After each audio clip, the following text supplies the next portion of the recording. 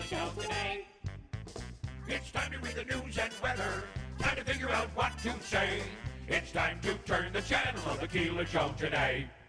Why do we always listen? Keeler's always in the know. It makes me want to call him And tell him where to go.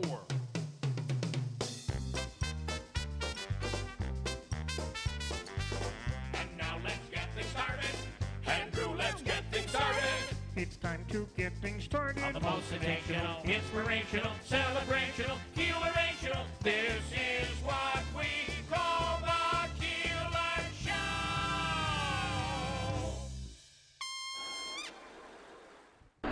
WIBX. This is Keeler. WIBX 950 and 92.3 FM. Now back to the Keeler Show.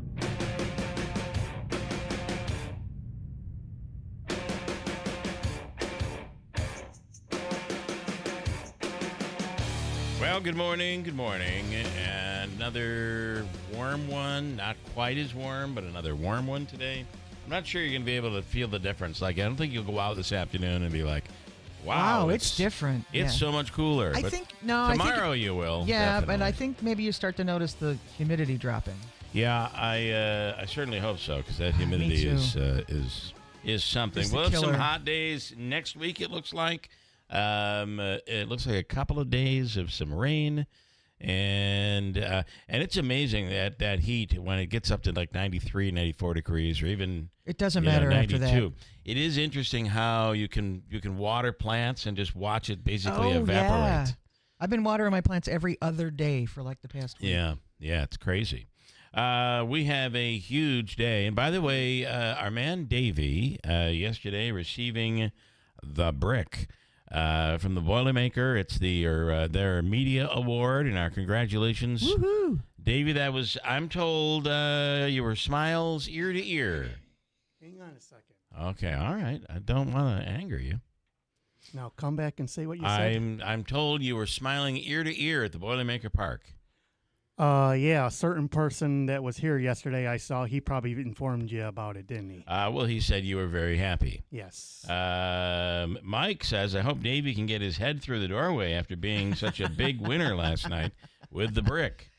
So You left your mark. That's always good. It is a brick with his name on it and the year and the media award. So congratulations. It's at mile 5 of the Boilermaker, because the bricks is layered like Okay. the road race. Right. So we're right. at mile 5. You're there. Jim Rondinelli is there.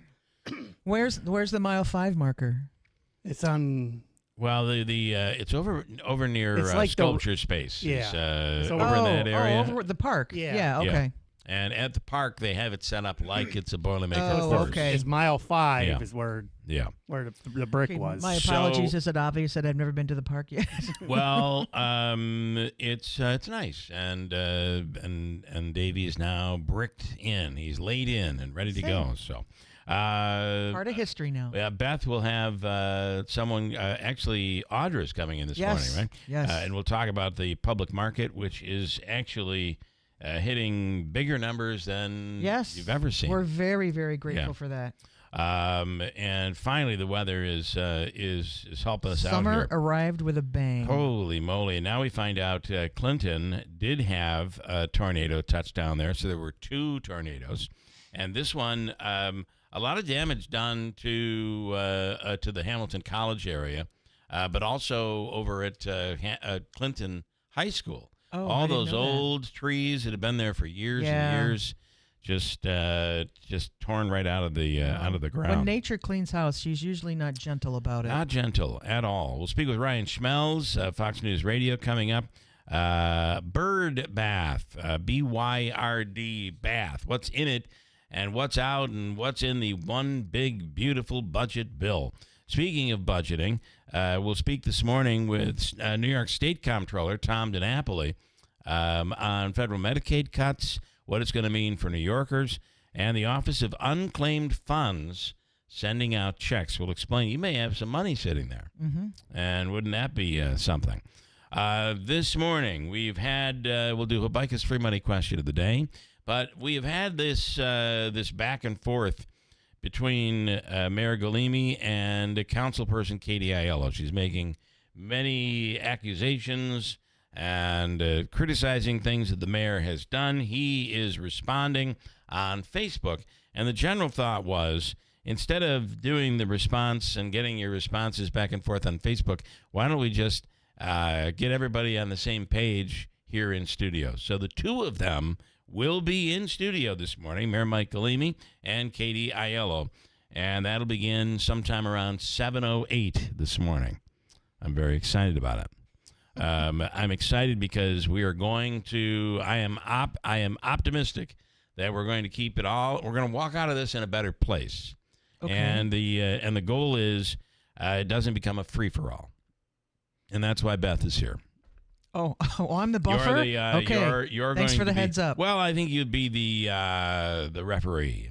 Okay. I don't think that's I going could to do be. that. I don't think it's going to be needed because I really think we're going to talk about how can everybody work together to get things done, because there's a lot of opportunity now. There is. And to be fighting is we just want to get past that.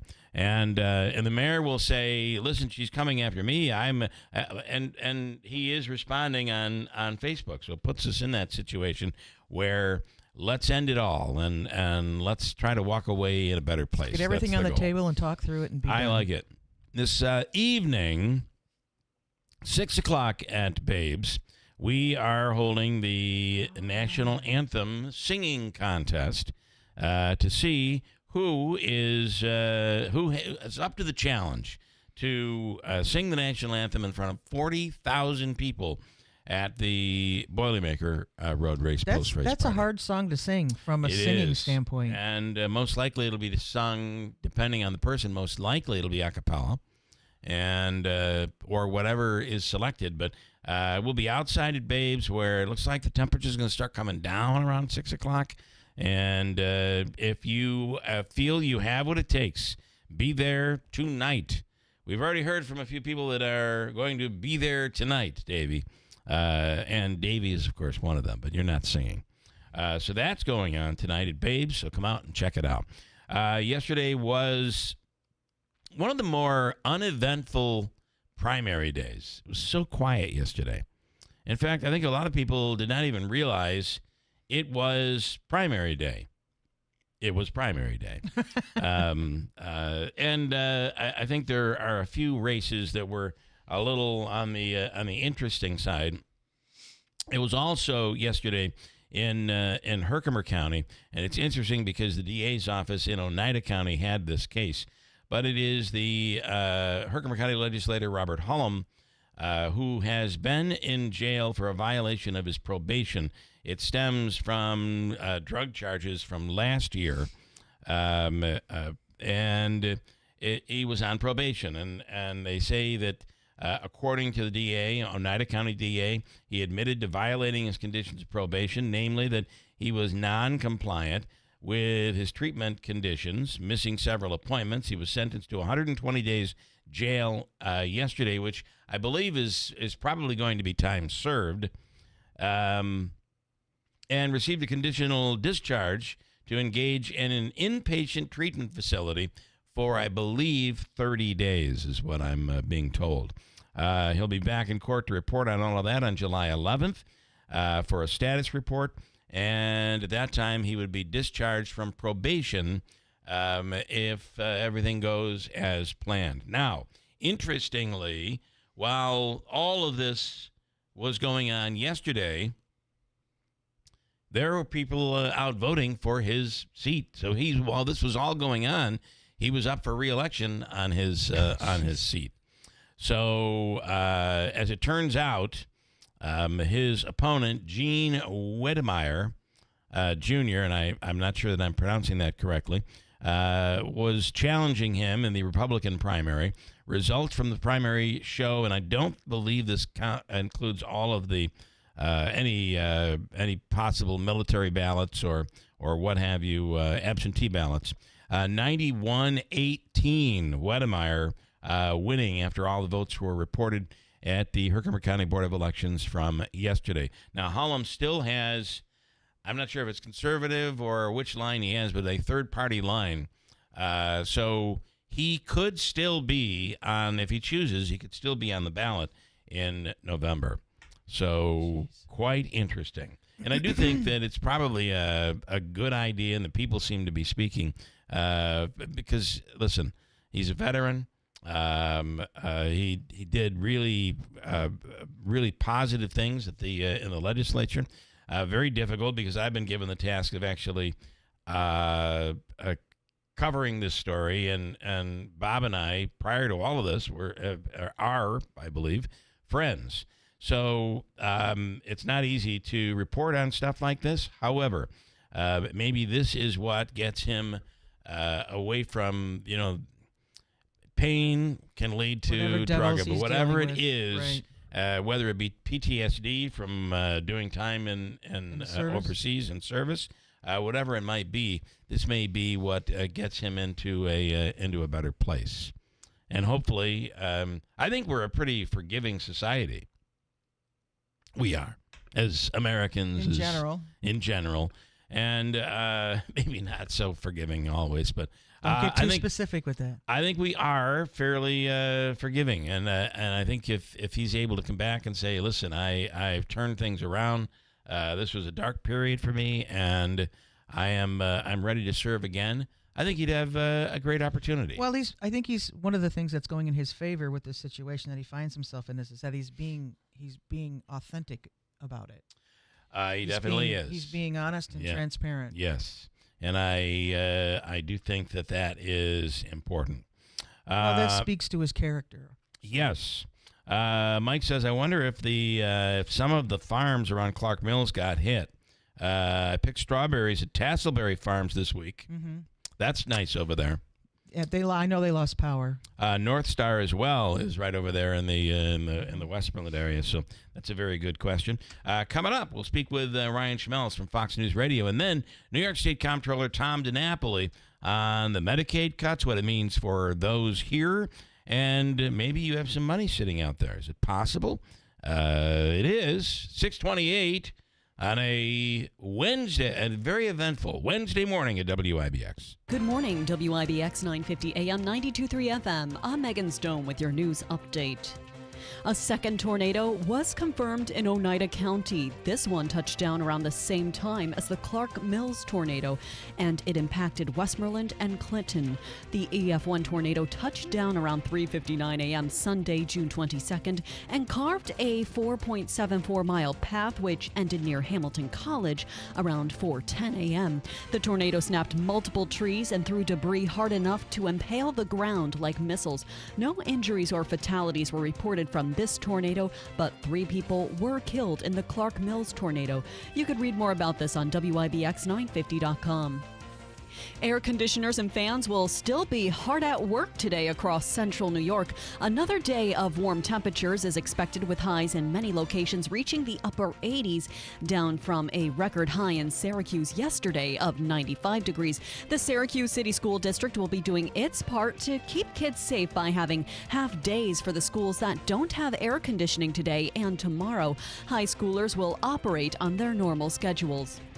New York State Police issued more than 27,000 traffic tickets during Speed Week. The traffic enforcement campaign ran from June 9th to June 15th, where police increased patrols to crack down on speeding and unsafe driving behaviors, like distracted driving or those violating the move over law. Troopers issued over 12,000 tickets for speeding and around 1,200 tickets for move over law violations. For Troop D in Oneida County, troopers issued 882 speeding tickets and 20 move over law violations, writing a total of 2,445 tickets.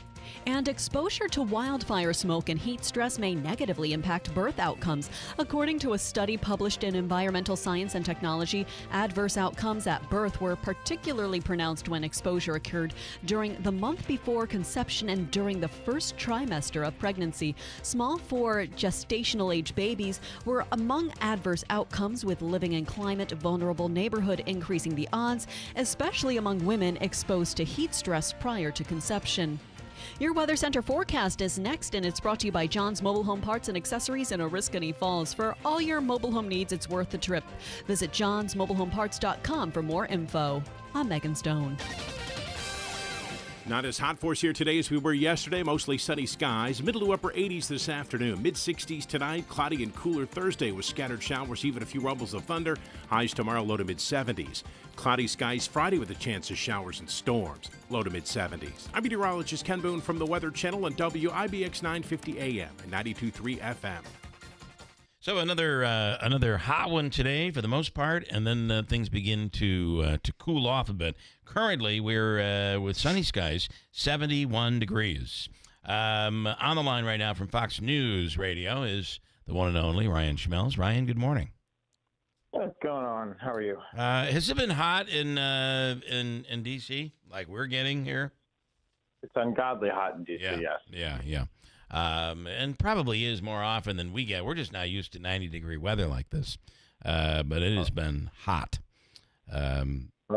They did build a city on a swamp, so there's that. There you go. All right. So let us talk about bird bath. What's in and what's out of the one big, beautiful budget bill? What do we know as of now? What's the Senate done to this thing? Well, the Senate hasn't done anything. It's what the Senate parliamentarian has done to the bill, and that is that you have to go through what's called the Byrd Rule. So the Byrd Rule dictates that anything that comes into the budget reconciliation process, which is what the One Big Beautiful Bill Act is under, so that they can skirt the 50-vote threshold, pretty much if it's not budgetary revenue related, then it gets taken out. So you had a number of different provisions related to public lands and selling those off. You had some provisions in there related to EPA rules. And then there was an effort to defund the Consumer Financial Protection Bureau that was also taken out. So these things were, certainly going to be revenue boosters for and ways to pay for the One Big Beautiful Bill Act. We have to see what the scores will show in terms of what this is going to do to the bill. But this certainly was not a good sign for some Republicans, but it could also be a good sign because it's going to maybe ease up some of those Medicaid concerns people had, or it could ease up some of those concerns. I mean, the public lands issue, for example, was something that was really starting to turn off a number of different Republicans from states like Montana, Wyoming. So that could be good enough to get some of them on board and maybe not be a factor for them. And I wonder, I know the president tweeted out or Truth Socialed out, get this done before the holiday. Nobody goes on vacation until this bill is done. Correct. Yes. And Speaker Johnson actually told his members yesterday in a closed door meeting to keep their schedules flexible and to be ready for the possibility of them staying through the weekend and potentially voting on this, Sunday, Monday, something along those lines. All right. And listen, I know you're coming up on your hard out, but I did want to say we have one listener here saying, Ryan, it's so funny the swamp is built on top of a swamp. Well, there you go. That's where do you think they got that nickname from? That's right. I thought it was something that President Trump had just made up, when he was running for president. But then you realize there actually are locations in the Capitol or like right outside the Capitol that are called the Senate Swamp or the House Swamp. So, it all kind of makes sense, right, once you move here. It's a real thing. So, all right, Ryan, great stuff. Thank you. We'll talk again soon. Have a great day. Hey, you too. Thank you. All right, Ryan Schmelz from Fox News Radio. Wayne, I know I sound like a broken record, but you guys repeat things too. Can you ask the mayor why they don't address the war-torn streets, please? Elm and the Parkway, by the Devil's Goats Fountain. I'm not sure where that is. Looks like the Boilermaker route has been cleaned up. Ross this morning, showing some pictures from the tornado at his home, I believe in the Rome area. My house this morning of the storm, the morning of the storm, finally got power back late last night. There are people that are just getting their power back. Nobody hurt. Last year during the tornado, we had a tree go through the roof at the opposite end of this year. It penetrated the roof in 5 areas, knocking down ceilings and cracking walls. Jeez. All good, however. So, Ross, we're glad to hear that things are good there. Quick break, and we'll come right back at WIBX. Are you living with dry AMD? If so, you could be on the road to geographic atrophy, or GA, a condition that leads to retinal cell death and permanent vision loss. But with Izervay, you can slow it down and get it going slower. Izervay slows GA progression by targeting a key source of retinal cell death, which may help preserve your vision longer. Izervay, or Avastin Captid Pagel, is a prescription eye injection used to treat GA. Don't take it if you have an infection or active swelling in or around your eye. Izervay can cause eye infection, retinal detachment, or increased risk of wet AMD. Izervay may temporarily increase eye pressure. Your vision may be impaired after an eye injection or exam. Don't delay. Ask your doctor about Izervay today. Izervay gets GA going slower. Visit Izervay.com. That's IZERVAY.com. Paid for by Astellas Pharma. If you need to hire, it seems like the whole process can be exhausting. You search resumes, wait for the right candidates to apply, set up initial interviews. It's a lot of time and work. Well, what if you could meet with qualified candidates for your job the very next day?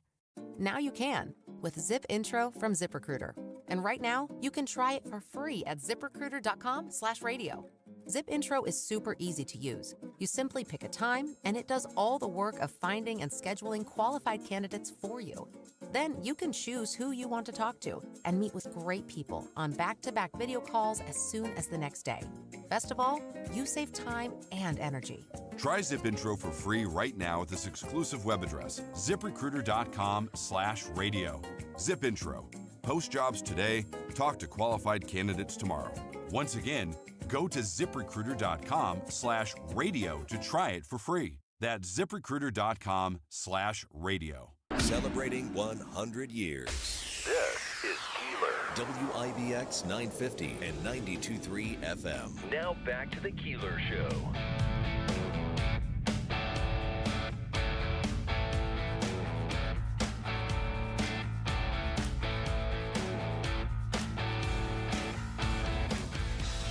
Mike says this morning, we're a very forgiving society. We are a very, very forgiving society. That is, unless your last name is Biden or Trump. And he's probably right? I mean, when it comes to politics, we're not so forgiving. Speaking of forgiving, did you see that President Trump, some today, talking about the huge F-bomb while talking about Israel dropping bombs during a chat with members of the media? Here we go. Is it going to play? No, it's not going to play. Do you want to hear it? I can play it coming up, and we will. What else? I have, as we mentioned, coming up in a few minutes, we are going to be speaking with Comptroller, New York State Comptroller, Tom DiNapoli. And then next hour, what I feel will be a productive meeting with a council person on the Utica Common Council, Katie Aiello, and Mayor Mike Galimi. And I think Beth and I have talked about it a little bit, and the belief is that keeping it civil and constructive is the key. Yep. Yeah. Talk about, if you could, the public market. You guys had big numbers last week. Yeah, we had great Saturday. We appreciate everybody coming down. Audra and I were kind of doing our little sunshine dance under our market information table tent because we had actually had a sunny Saturday, which I think was one of the reasons why some people came out. Plus, it's always a positive day for us when the Children's Museum pulls in, and we had their mobile museum on site, which is always a really popular spot. They have kids swarming them just, when they're in the process of unloading all their things. So it was good. Really great, great completion. Everything that's going on with the Children's Museum is really positive. Yes, it's very exciting to be part of that for them. So they now have the mobile unit where they can come out. Well, they've had it for a number of years. This is the third or fourth year we've had them with us, and we really enjoy being able to host them. But we're very grateful for the sunshine. Our farmers are starting to come in. They're finally starting to get stuff to the point out in the fields where they can do some harvesting. And just as an FYI, the county is continuing to invest in the Union Station and REA Wing facility. So we will be, all of us will be outside in the parking lot behind the facility this year, because they're going to be doing some enhancements Okay. and some renovations inside the REA inside. wing. Nice. So, I will say that there's a farmer out there. They have a really nice farm, John Howard, where they do plants and flowers and vegetables and that sort of thing. He said that they all made out well during the storm, but because they're over just south of Clinton. But he said the storm did take out some of their vegetation, and and it was a problem. And one thing I've learned over the years is farmers are very resilient. So they'll look at the mess, they'll figure out how to clean up, and they'll keep going. But I know Savicki's, which has a lot of picks, lost some power, and the one that you mentioned earlier, Tasselberry did. I think they're all back online now. Yeah. So listening to National Grid talk about the number of down power lines, down power poles, is from this storm is really unbelievable. It's going to take them a long time. We have a to coworker get those back who's up. coming home from she works a second job at Turning Stone, and she was coming home from a late shift at Turning Stone, and actually got to the point going home in the Taberg area where she had to abandon her car. Wow. And get to a safe place, which was, What was the safe place that she got to? She actually called 911, and one of the service crews that was in the area was able to swing by her location and help her out. I always wonder if you're out on the highway, do you go in under an underpass? Yeah. I'm like, what is a safe place in that situation? I know. There were trees down. She said she had 9 trees down in her property alone. Wow. So, pretty scary for a lot of people. Let's see, what else? Do you believe that Iran is... Oh, wait a minute. This is the president. Yeah, I do. They violated it, but Israel violated it too. Israel, as soon as we made the deal, they came out and they dropped a load of bombs, the likes of which I've never seen before. The biggest load that we've seen. I'm not happy with Israel. When I say, okay, now you have 12 hours, you don't go out in the first hour and just drop everything you have on them. So I'm not happy with them. I'm not happy with Iran either. We basically have two countries that have been fighting so long and so hard that they don't know what the they're doing. Do you understand that? It's very interesting because I've heard a lot of people, depending on where you are in the world of politics, there are some that just love that. It is so refreshing to hear a president that's coming out and telling it like it is, like a real person. And then others were mortified by that. It really only depends on where you are, right, where your perspective is. From your perspective, whatever that might be. And then a crazy story. I don't know if you saw a video of the 30-year-old driver who was arrested on the National Mall for doing donuts in Washington, D.C. People thought it looked like the vehicle was going after people, but it really wasn't. He was just spinning around and doing donuts. Here are witnesses reacting to Curtis Lear's crazy driving. I don't know what he was thinking. And it'll play. Maybe. Eventually. It's coming. What is he doing? This is insane. I'll be going the opposite way of the SUV. He just started barreling towards the mall, so that's when I pulled out Okay, just gonna my phone and I started recording. As soon as he started racing up and down the grass, everybody started kind of screaming and getting out of the way. Well, because you kind of felt like maybe he was coming after you, like after people. Given the way the way of the world right now, come on. Yeah. Listen, the official coffee of the Keeler in the Morning radio program is Daylight Donuts in New Hartford, the best coffee. It's Seattle's best. And right now, for these hot days, you can enjoy an iced coffee or cold brew, 32-ounce, double X supersize. This thing's enormous, and it'll keep you going, and it'll keep you cool. Try any of their pistachio lattes, muffins, pistachio iced coffee, and the list goes on. It's in the village of New Hartford with a speedy drive-through. In, out, and you're on your way. Daylight Donuts in New Hartford. Glad to have the comptroller from New York State on the line right now, Comptroller Tom DiNapoli. Good morning. Thanks so much for coming on. Bill, it's been a while. It's great to be back with you, although I haven't had my cup of coffee. So hearing that ad, you're putting me in a different frame of mind here. My guess is after 32 ounces, you'll have to find a restroom. Yes. Yeah. All right. Well, listen, there's some things that are going on. Let's start with cuts, potential cuts in Medicaid and what that could mean for New Yorkers?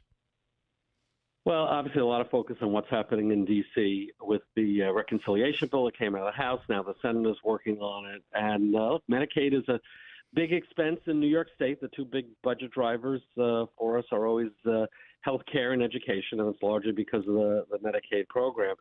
But it's estimated, just looking at the House bill, that New York could lose about $13.5 billion in terms of the impact of the various changes. And this could, potentially put a hole in the recently adopted state budget. So we're carefully monitoring the trends in D.C. Look, it's a budget concern. It's also a concern about some people that may be losing their health care coverage.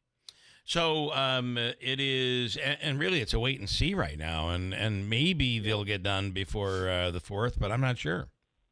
Well, I think part of the challenge, quite frankly, is that, Medicaid is there are people on there who are Republicans, people who are Democrats. You look where it's distributed.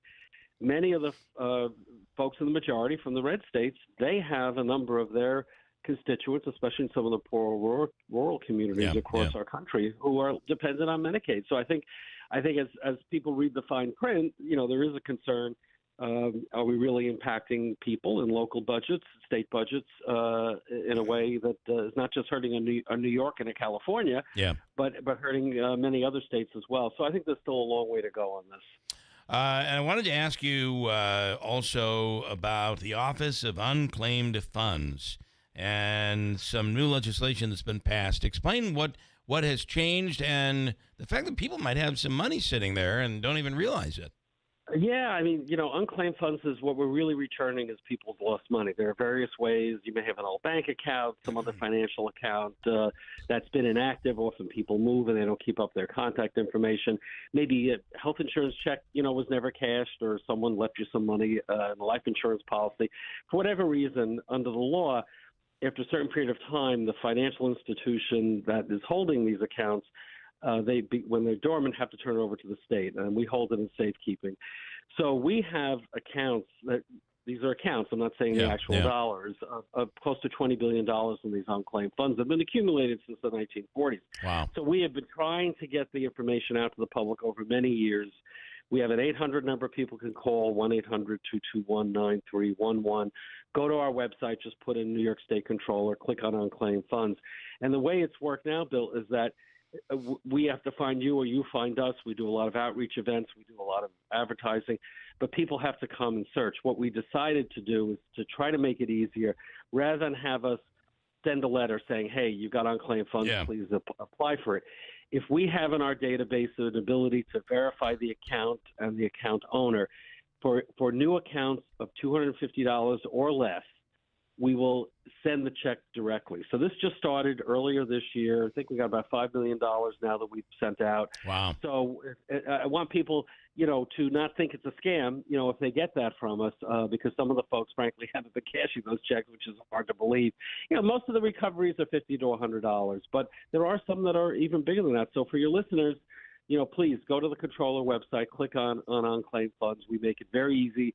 If there's a match for you to get that money back. Bill, we're returning now about $2 million a day, and we're hoping that will go up, especially with our new initiative to have those expedited payments. What is the easiest way for people to be able to tell that it's authentic and not a scam?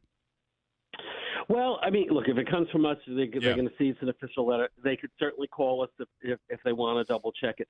I think what's confusing for people sometimes, Bill, is that there is what they call finders. It's allowed under the law where someone can send you a letter saying, hey, the New York State Controller has some of your unclaimed funds. We will get that for you for a fee of up to 15%. That is legal, but we always tell people there's no charge for this, so they should come to us directly. We'll often get a call. Someone say, hey, I got this contact from this business, and they say they'll get us our money and they'll keep a certain percentage. Ignore that. It's not a scam, but it is a way for someone else to make some of your money off of your money that you should be getting 100% of. And, there will be enough in there with fine print if you get it in the mail and that sort of thing where you'll be able to figure out this is not really, this isn't New York State. This is someone that is working in New York State. Supposedly. The other thing is you will not call people or text people. They will not have to give up their checking account or any of that information. Absolutely. Yeah. Absolutely. It's such an important point because, hey, look, we all know, I mean, I get it too. I get the crazy emails or a text, and it sounds like it's real, and it's not. And the first thing that they want is, oh, what's your Social Security number? Yeah. God, when you get those kind of calls, ignore hang it. up or ignore it, delete it from your email. Absolutely. I just saw you owe money on the New York State Thruway. Apparently, you didn't pay your toll. That's what we're hearing. Really? Let me check my New York State Easy Pass account. I've been getting those too. Yeah. Those are crazy. I called the Thruway Authority because at first I was like, oh, what did I do? Yes. And they said ignore it, and it keeps coming in. It's sad, but everybody's trying to scam somebody. It's the world we are in today, and you know what? If everybody gives just a few dollars, and it gets to be enough people are falling for this, they make a lot of money. It's crazy. And I think especially for older people, they, it's the same thing. Your grandchild is in jail. Send $10,000. How many people fall for those scams as well? Be very careful, please, please, please. Right. All right. Well, this is. It's always nice to hear you might have some money out there that might be coming your way. So a real positive. No, I didn't check your name in the system. I should have. But when you finish your show later, go on our website and see if we got anything for you. I will. I definitely will. So, all right. We really appreciate it. New York State Comptroller Thomas DiNapoli, as always. Love having you on, and thank you so much. We'll do it again. Stay cool. Right. Bye-bye. You do the same. Thank you. Now, what he meant by staying cool, he wasn't being cool. Right. He was saying stay cool because it's going to be hot. It would be funny if he ended every conversation by saying stay cool. Stay cool, man. I don't know. That could be a trademark. It could be. It could be his new trademark. Steve Pawnee Mazda, Commercial Drive in Yorkville. Their Move to Mazda sales event continues. You can save on a new Mazda lease or enjoy 0.9% APR financing on new 2025 Mazda CX-30s, CX-5s and 50s, CX-70s and CX-90s. See the dealership for details. And Mazda finished 2024 with a 16.8% sales increase year over year, and they were awarded more IIHS Top Safety Pick Plus awards than any other brand. As Rick says, come in, it's a different buying experience. They're always, if you have any work being done on a vehicle, you will always, if you need a loaner, they'll give you a loaner. And these are really nice. You're usually driving like a comparable Mazda for your loaner, whether it be for the day or maybe a couple of days. And you can also just hang there, bring a laptop or watch TV. It's just a different experience. As Rick says, come in, let's make your deal on a Steve Pawnee Mazda, Commercial Drive in Yorkville. The 4th of July sale is on at Mattress Express. Save up to $1,350 with the largest selection in central New York. Take up to 5 years to pay with no money down for qualified buyers and no credit check payment plans. Hurry. Beautiful woodwork adds warmth and charm to any kitchen. But years of use can leave your cabinets worn and faded. When you call Enhance, we'll make your cabinets as good as new again in as little as 1 day for a lot less than you'd pay for traditional refinishing or replacements. Whether you want to renew your cabinet's original finish or completely change their color, just tell us the look you want and we'll help you get it. Or bring your hardwood floors back to life. With most Enhance renewals, you can use your floors again the same day. Plus, there's no mess, no dust, and no odors. Call Enhance today for a free in-home consultation. We'll explain the process, we'll show you how your cabinets or floors will look when we're done, and we promise you'll be really pleased with the price. And when you trust Enhance, you'll get the skilled workmanship and attention to detail we bring to every job.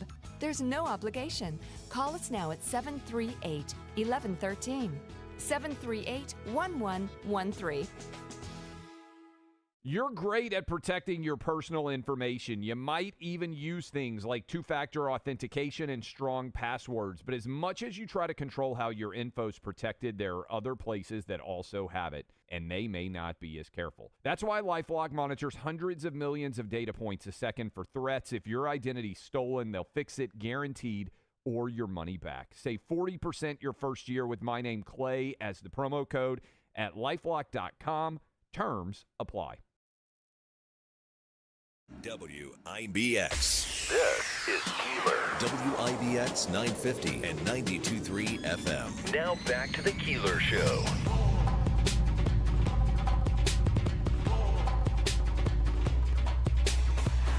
Coming up tonight, 6 o'clock at Babes in North Utica. Babes at Harbor Point is what it's called now, right?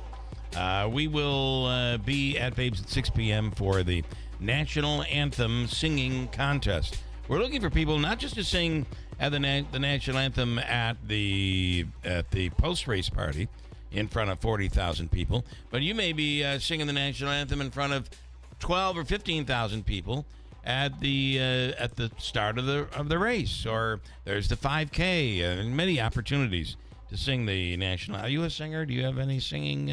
I do. I did a lot of singing in college, a little bit after college, coffee house kind of thing. Nice. And I started singing. Gosh, I think I started singing when I was in elementary school. When I was old enough to start joining the choir. Right. I was a choir person. But yeah, too. the national anthem in general. I mean, not easy. It's not easy, Yeah. and it spans, I think, maybe 3 octaves.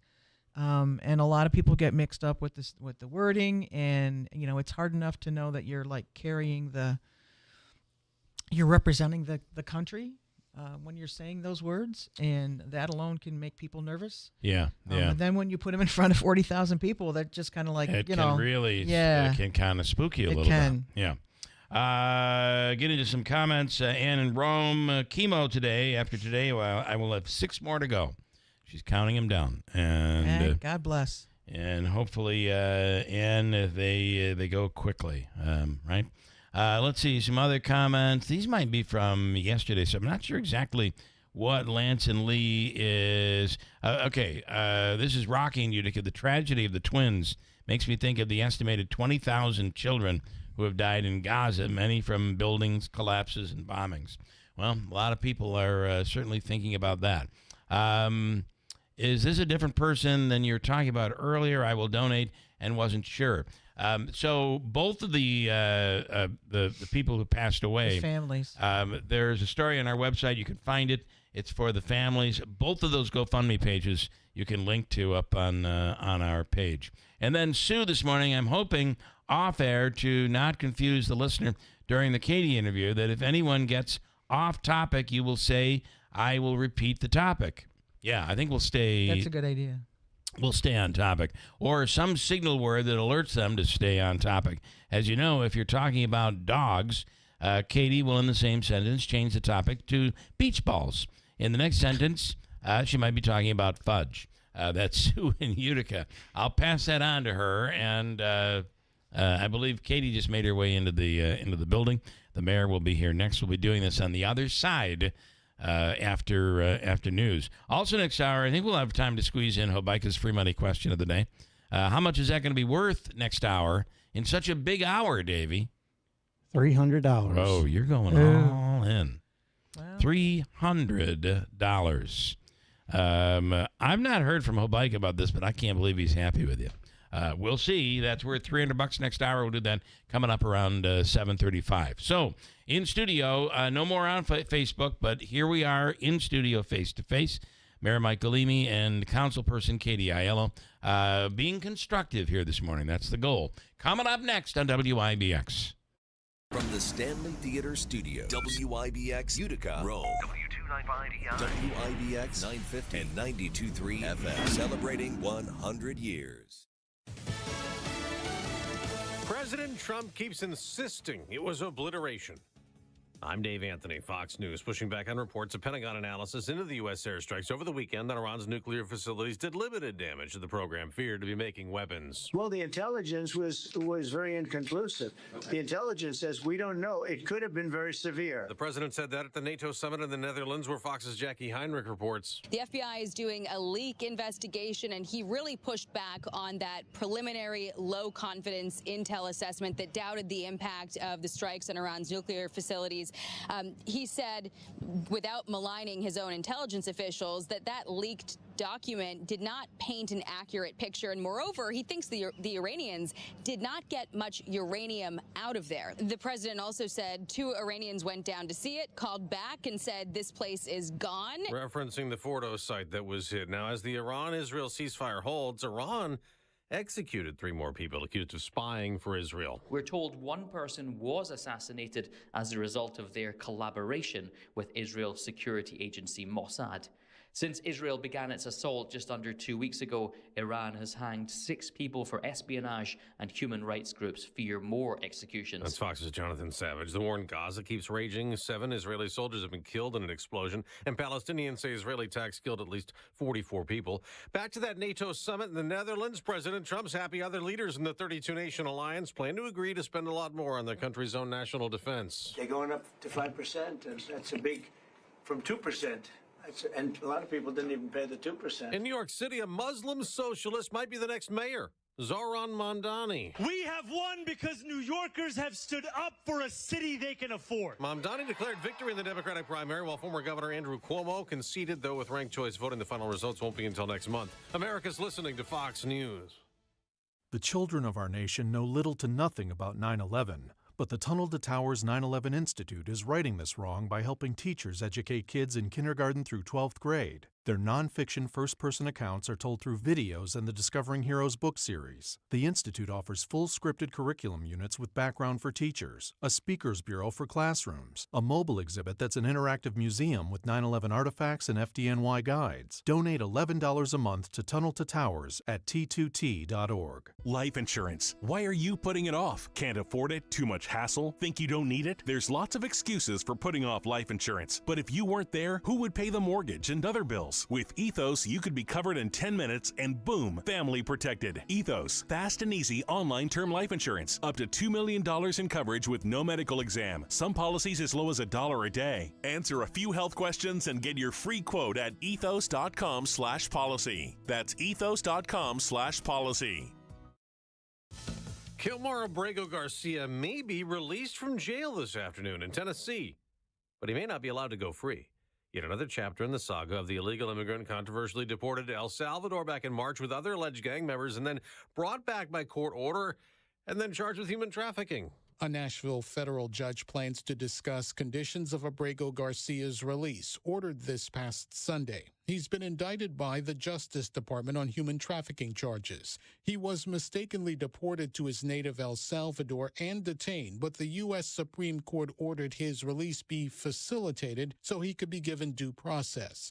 Abrego Garcia has also been accused of being a member of the transnational gang MS-13. If he is released, Abrego Garcia is expected to be immediately arrested again. DHS spokeswoman Tricia McLaughlin said the illegal migrant would never be free on American soil. Gernal Scott, Fox News. Closing arguments are set for tomorrow at Sean Diddy Combs' sex trafficking trial after he did not testify, and nor did anyone else in his defense. Diddy's lawyers only took about 30 minutes to start and finish their case. They used explicit text and court records to suggest the rapper only had consensual sex and argued that some witnesses may have changed their story over time. Among the witnesses, former girlfriends, past employees, and law enforcement investigators. The government used their testimony to explain text, flight and bank records, hotel reservations, and videos that they say connect Diddy to freak-offs over the years. That's Fox's CB Cotton outside the federal court in New York City. On Wall Street, stock futures are mixed. The day after a big surge, the Dow surged up 507 points. The Nasdaq gained 281. The NBA draft starts tonight, and there have been trades ahead of it. The Boston Celtics sent Kristaps Porzingis to Atlanta and a 3-team trade with Brooklyn. I'm Dave Anthony, and this is Fox News.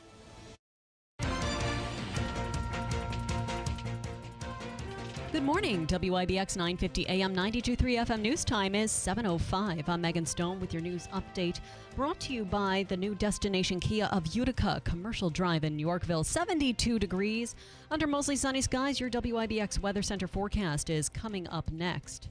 July 4th travel is poised to break records. AAA says over 72 million people are expected to head out at least 50 miles from home over the Independence Day holiday period from this coming Saturday to Sunday, July 6th. That's an additional 1.3 million road travelers compared to 2024. It also says 5.84 million will be flying to their destination, which is also a new record. With the holiday falling on a Friday, AAA says travelers have the option of making it a long weekend or taking the entire weekend off. The New York State Park Police are looking for an unauthorized party held at Woodlawn State Beach Monday evening. Authorities say around 1,500 people were in attendance for the party that was reportedly promoted on social media. The party got violent and out of control, with reports of multiple fights breaking out and a teenager brandishing a knife who was later arrested. Police closed the beach later this evening. Anyone with information on the organization of the event are encouraged to contact New York State Police. A woman was arrested on her alleged role in a Syracuse stabbing. According to authorities, 35-year-old Simone Sanders attacked 33-year-old a West Newell woman on West Newell Street in the city yesterday. The victim was taken to a local hospital to be treated for a non-life-threatening arm injuries. Sanders is facing multiple charges, including assault and criminal possession of a weapon. She's being held in the Onondaga County Justice Center.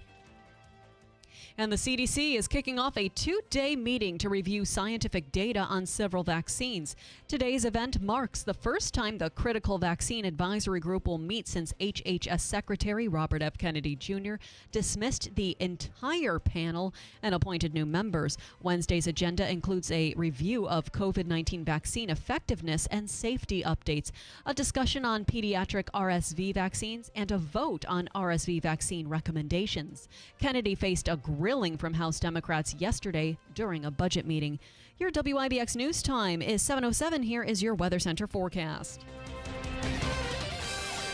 Not as hot for us here today as we were yesterday. Mostly sunny skies. Middle to upper 80s this afternoon. Mid-60s tonight. Cloudy and cooler Thursday with scattered showers, even a few rumbles of thunder. Highs tomorrow low to mid-70s. Cloudy skies Friday with a chance of showers and storms. Low to mid-70s. I'm meteorologist Ken Boone from the Weather Channel on WIBX 950 AM and 92.3 FM. Currently 72 degrees under mostly sunny skies. Let's take a look at sports. Broadcasting from the IBEW 43 local sports desk, the next generation of NBA stars, they take their first step into their career when the 2025 draft tips off from Brooklyn. The first round of the draft begins Wednesday night, and the Dallas Mavericks are in possession of the top pick. The expectation is for the Mavs to select Duke freshman Cooper Flagg with the number 1 pick. Rutgers stars Dylan Harper and Ace Bailey are also expected to be taken early. The San Antonio Spurs, Philadelphia 76ers, Charlotte Hornets, and Utah Jazz rounded out the top 5. Longtime NFL quarterback Aaron Rodgers, he's pretty sure he's hanging up the cleats after this season. Rodgers, who signed with the Pittsburgh Steelers earlier this month, made the comment on ESPN's The Pat McAfee Show on Tuesday. The multi-time Pro Bowler is entering his 21st season after spending the last 2 years with the New York Jets. Rodgers started his career with the Green Bay Packers, and he led the team to a Super Bowl title in 2010. The University of California product is currently 7th all-time in career passing yards and 5th in passing touchdowns. The Mets can't keep it together. They dropped 3 in a row, fell to the Braves 7-4 from Queens. Jose Castillo was charged with the loss after allowing 2 runs on 2 hits in his relief appearance.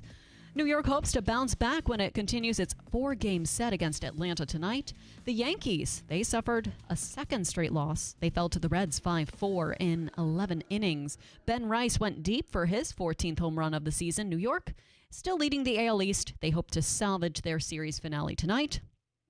And the Knicks continue to search for a new head coach. According to ESPN, New York is interviewing Minnesota Timberwolves assistant Micah Nori. The 51-year-old has been an assistant with the Timberwolves since 2021 under coach Chris Finch. He has also worked as an assistant with the Detroit Pistons, Denver Nuggets, Sacramento Kings, and the Toronto Raptors. The Knicks have also done formal interviews with Mike Brown and Taylor Jenkins. Your WIBX News Time, 7:10, 72 degrees under mostly sunny skies. WIBX 950 AM, 92.3 FM. I'm Megan Stone. Coming up, we'll have in studio Mayor Mike Galimi and Councilperson Katie Aiello, and we'll tackle some issues here in studio. People of all ages can experience any level of discomfort in the knees and the hips and back stemming from, believe it or not, your feet. And that's where the Good Feet store comes into play. You start with a free fitting and test walk. No appointment is needed. You get arch supports. These are inserts that go in your shoes, and it's a 3-step system, including strengtheners, maintainers, and relaxers. 3 categories of arch supports with varying levels of strength and support that work together to improve and maintain proper foot alignment by exercising and strengthening muscles, tendons, and ligaments in the feet. And you have to understand, we say exercising, but it's just putting these inserts in your shoes. You're not necessarily, you may be walking, you may be not. It's still doing the work. You can go to Commercial Drive in New Hartford, 4630 Commercial Drive, New Hartford, or the Good Feet store. Call today. You don't need an appointment, but you can make one. 315-999-3910. And if it's concrete work or driveway concrete work, masonry work, old stone walls and block walls, it's Brank Construction. Call them today at 315-894-3481. Brank Construction, serving all of Central New York. Stairways, cellarway entrances, basement floors. Maybe you need a new retaining wall or a stairway. They have you covered. Brank Construction, 315-894-3481. The mayor and councilperson in studio next on WIBX.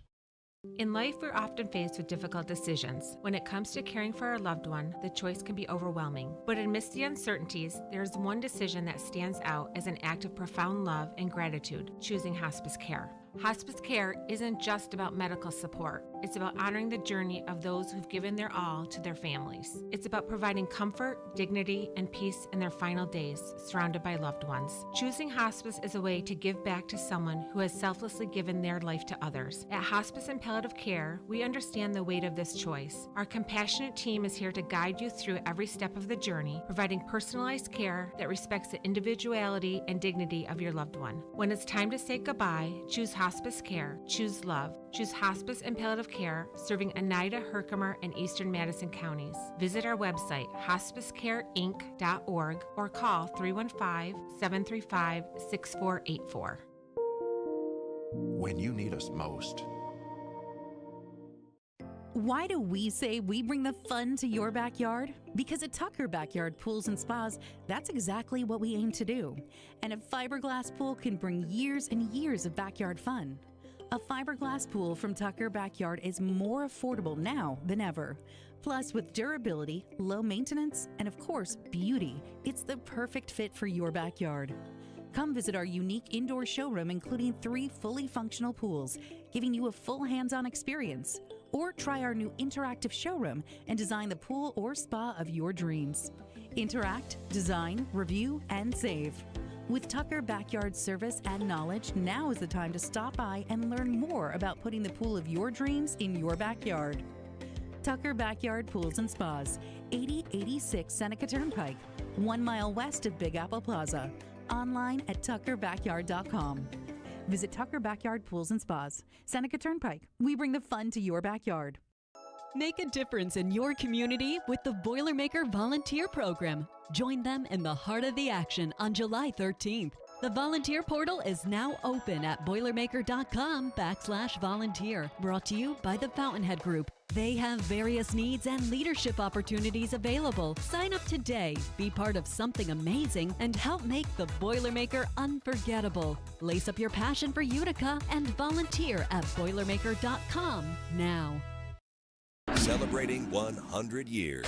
This is Keeler. WIBX 950 and 92.3 FM. Now back to the Keeler Show.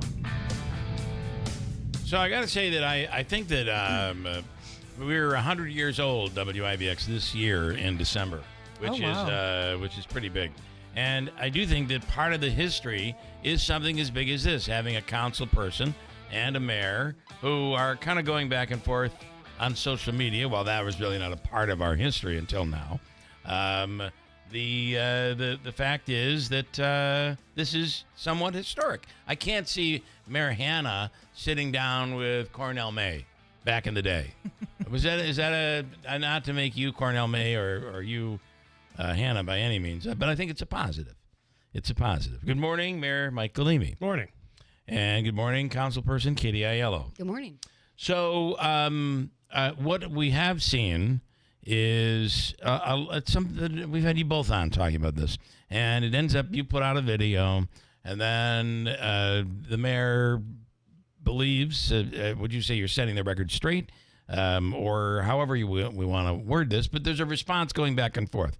And I thought that maybe it would be good for the city if we didn't have that, and we just came in and worked towards the betterment of the city of Utica together. Right. What response back and forth? Well, are you responding to her Facebook posts? I put a couple comments to constituents right. constituents who end up on the comment threads Okay. discussing issues I think- and saying specific things. I So think yes. this is a great segue into exactly what I'm talking about. Of course, the mayor rebuttals every time. So for this to be a situation where we're pretending like there isn't a back and forth, I think would be dishonest. All right. So this video came out based on an article. So we're getting right in. Yeah, we're going right let's in. do it. Okay. Right. This video was posted. The latest video that KDIL I don't know put what's out. the latest, but yeah, the video about the Oneida Square article that the Sentinel put out. There was no back and forth involved here. The Sentinel did an article on work that had been done over the past 12 months in Oneida Square by the administration. Involved in that article was also discussion of the memo that I had presented to the council because councilperson Cosmo Testa, multiple other council people had kind of voiced their opinion on Oneida Square. There's a lot going on. We hear from constituents. So I gave an entire rundown of what we've been doing. About a month later, the Sentinel did an article on that. The video that was posted, which typically I don't respond to these videos, the video that was posted was going after that article in some shape or form, me in some shape or form, etc. So this isn't really a back and forth.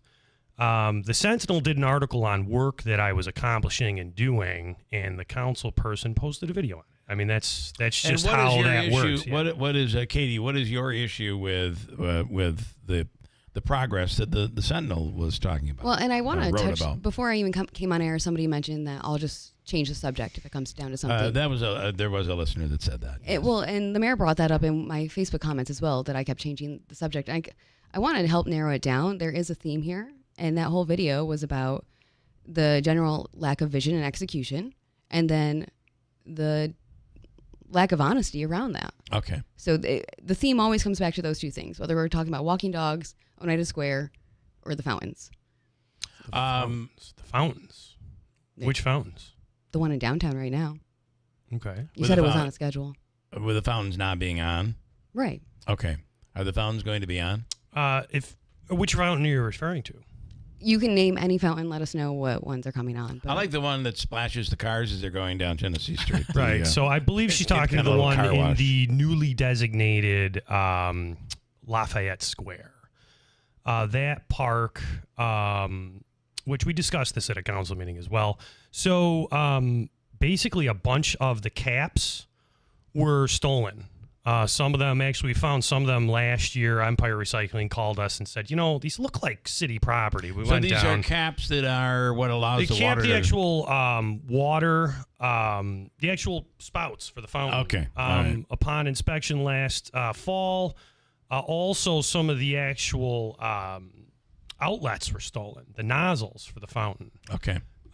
So we currently are working with multiple plumbing contractors and trying to get those caps and the nozzles. When we initially went to place the order last year, the caps actually were about $900 a piece. We were missing over 30 of them. It's a large expense, and we are working on replacing the nozzles so we can open that fountain. So that's fine and good, but that's not what you said. You told me that there was a schedule for the fountains, and I know this may seem trivial to people. That was actually the splash pads and the pools, Councilperson. It was all brought up. Well, either way, No, it's not either way. If you want to actually go and ask questions, especially in social media with hundreds and hundreds of constituents in a comment thread, and you ask a question about splash pads, but then all of a sudden you're talking about a fountain. Too. And in the very few comments I put up there, because there was a lot of what I would consider misinformation, I was responding to and actually telling people, if you would like this information, call the office. That's what all the council people do. That is what constituents do. That's what I have department head meetings consistently every single day. This particular fountain, which the scheduling I was referring to, the pools. Yeah. The watering holes, which are like at Quinn Playground, all those types of things, the old school like sprinklers, and the splash pads. And that was one of your critiques, that they weren't open. That is what I was referring to. That is the context of the comments that I was listening to from both people, Bill Keeler, the radio, call-ins, people calling my office, people calling my secretary. I really never, for the record, it wasn't I really about never asked wasn't about the fountains. fountains. Okay, you said you were going to order all the parts for the fountains. When can we expect it to be fixed? Well, we had to take a different path because when we went to order those last year, the cost of buying all the replacement parts was literally almost half of the remaining after cuts infrastructure Budget. repair line. Okay. This is what I mean, though. You ask a very simple question and you don't get a simple answer. Well, I asked about think the that time was, he gave there. a fair answer. But when you apply this across the whole board, and Yeah. we're working with a $90 million budget, yeah, I lose trust in the whole administration. You don't get answers. Don't you think, though, that we're arguing over little things? Well, this isn't about just the felon. Okay, what else? This is the whole. What's the big issue? Is there a big issue? Well, so because I want to be clear about one thing before we move on from the fountains. Because the original scheduling issue was pools, and it was splash pads. Yeah. And I believe the council person brought up the fact that the splash pads were behind schedule on air because you had mentioned something to me about it. Well, you had mentioned it, and I did not know what a those splash were all pad scheduled, was. right? That was yeah. all scheduled to open the Had- week had the you week prior said- to school. Had you said slip and slide, I would have known Right, exactly right. what you were talking about. So I guess the point is, one, the schedule has not changed in Okay. the tenure of me as mayor, me as council president, and councilperson Aiello. And everything opened what you would consider early because we opened everything a week prior to school. The splash pads just started last year. Yeah, late fall, we opened them. Okay, but don't pretend like that was on a 10-year schedule. So when you said the splash pads weren't opening on air, they were actually due to open that Monday, and they did. I think that's a logical answer. yes. Wait a minute. Let's bring in Beth. You want to get in it? No. Okay. The thing, and I'm only going to make this one comment, Yes. and please don't have any angry phone calls to the station. Mhm. Asking a simple question doesn't necessarily generate a simple answer. I mean, you guys, look, I'm looking at the choir here. You guys stepped up to speak on behalf of your constituents, whoever those people might be. Well, I'm in a little different role now, but yes. Yes. Yeah, Well, it's yes. more- it's more Well, your execution. constituents but the are thing the entire is, city. Yeah. It's easy. It's easy to ask a question, but the answer might have many layers to it, Yeah, especially when yeah. you get to the level of what you guys are at. I mean, your neighborhoods that you represent or the cities that you represent don't have simple problems. They have very complex problems. Absolutely. And those problems involve people with many levels of different needs. An answer is rarely simple. Yeah. It's never just one and done. I hear that, and I can concede to some of it. But when it comes to government, a lot of politicians use that to their advantage and weaponize it. Oh, I don't And disagree with that. That's what I think we're seeing here. And a lot of times there are simple answers. Are you saying that he's weaponizing the splash pads and the fountains? No, not that part. Okay. It's, So let's go on. What is the real problem? Because by the time this is all done, I'm going to keep saying it. Okay. There's a lack of vision and execution, Okay. and then there's a lack of honesty about that lack of execution. You can take any topic I've brought up. I pointed out, Mayor, you campaigned that you wouldn't have a second job. I don't. I literally showed the video footage, and you that's told actually me not what I campaigned on, by the way. I campaigned Right, that you this weren't would be clear my about full-time job. Yeah. And it is. See, and that is that and year I for don't Mayor have another Greenlee. job.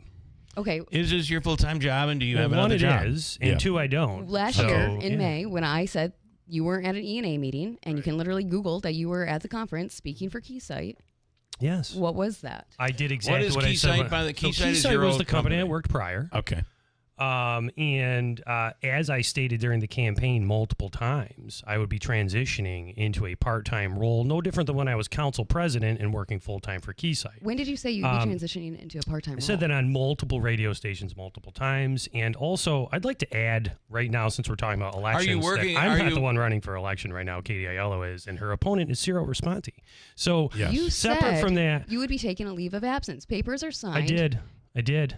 That's I different did. than part-time. Whoa. I did. I took a sabbatical. I did all those things. You're questioning me on the radio about things and trying to call me a Well, because lying Mayor, politician. you're distracted at your job. Honestly, I hope you have a second job because if this is Councilperson, you giving it your all, I'm concerned. Councilperson, why are you changing the subject a fifth time in this interview? Let It's me. about your can job. I ask? Do you have you taken a leave of absence, or do you have a literally part-time job? don't have another job right now. Not even a part-time. If I were to take one, that wouldn't be a problem. I understand that. I'm just saying. But I did exactly what I said I was going to do when I campaigned. But I'm saying that is why now. Not even a part-time. You're not even working part-time at this point. No, not at all. Then show us your financial disclosures. Show us a statement. Show us something. I wouldn't show you I wouldn't show you. Well, when you're a mayor, every other mayor offered that they were going to do it for running Well, but a I'm candidate. saying if he's saying that he's not, it is then you kind of have to accept that or prove differently. With this mayor, his word is no good anymore. Oh, okay. Are we serious right now? So I'd like to finish the answer on the fountains first. So we're currently in the process of looking to see if those caps can be CNC machined. Unfortunately, it's their older design, and the meeting we had with engineering last week was that whether it's Smulch Engineering, multiple other plumbing contractors, even before the caps, they were holding on the caps. Okay. Because here's the issue.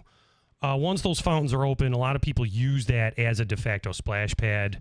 Right now, because of the lack of the caps, creates a very big safety hazard that people can basically fall into. We can't have people walking through the water and falling into it. Fair enough. So unfortunately, right now, though, however, I gave the directive to just get the nozzles, and even if we have to do something makeshift for now, we have to get it going while we have those either machined or buying the parts, because unfortunately, vagrants stealing those caps created almost an unsolvable problem. Okay. Thank you. We are done with the fountains and the splash pads. We were done before that. Okay, we well, got to this conversation about the job. He didn't want to talk about it, so he pretended that we changed the subject, and he had to go back and Actually, talk about so back to the job thing. Yes. Now that because I like to stay on track at least and fair enough. finish something. When I campaigned, I said I was going to be a full-time mayor. I've been since day one. This is ridiculous that I'm still talking about it. I also don't have another job. But then what were you doing? If I wanted to consult right now, I could, but I purposely wound down all of the work that I was doing because I don't walk away from things until they're actually complete.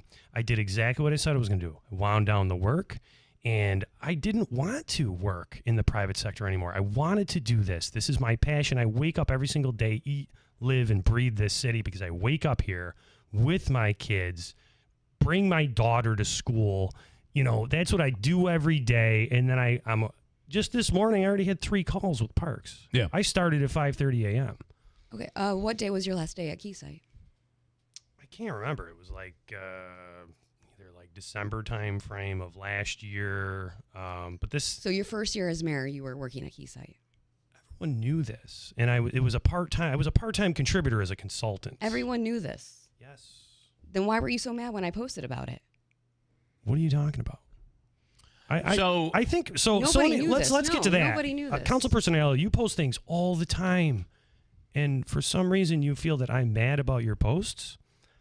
That to me, I don't watch the videos. I have went to to get up people early. and said it's outrageous. She's accusing me of working another job. Okay, so here's what I would like to do. Because I wasn't. Here's what I would. That was in May. You told me you just ended working there in December. Okay. I don't know. No, it was in December. Maybe it was January 31st. I don't know. I was a part-time contributor. So it could have been January of this year. Yeah, and guess what? If I I made that video last May. Let's say Bill, if I had a consulting business on the side, like every single other mayor's had prior, and I did a couple of research papers for people, there would be absolutely nothing wrong with that. I agree. The only difference would be as long as you're honest with the. And I was honest with constituents. everybody. 1, 2, I literally made my own decision to leave the private sector and had to appropriately wind down a 15-year career without leaving a lot of different, very complicated projects that, among other things, I literally have patents involved with. Okay.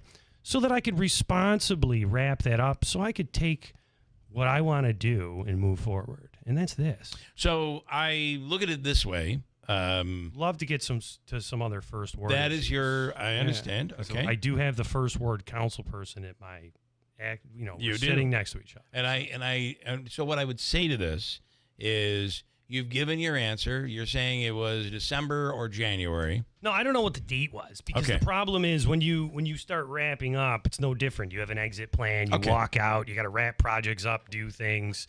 And the other thing is, No different than I've gone on multiple brownfield panels at this point on behalf of the city.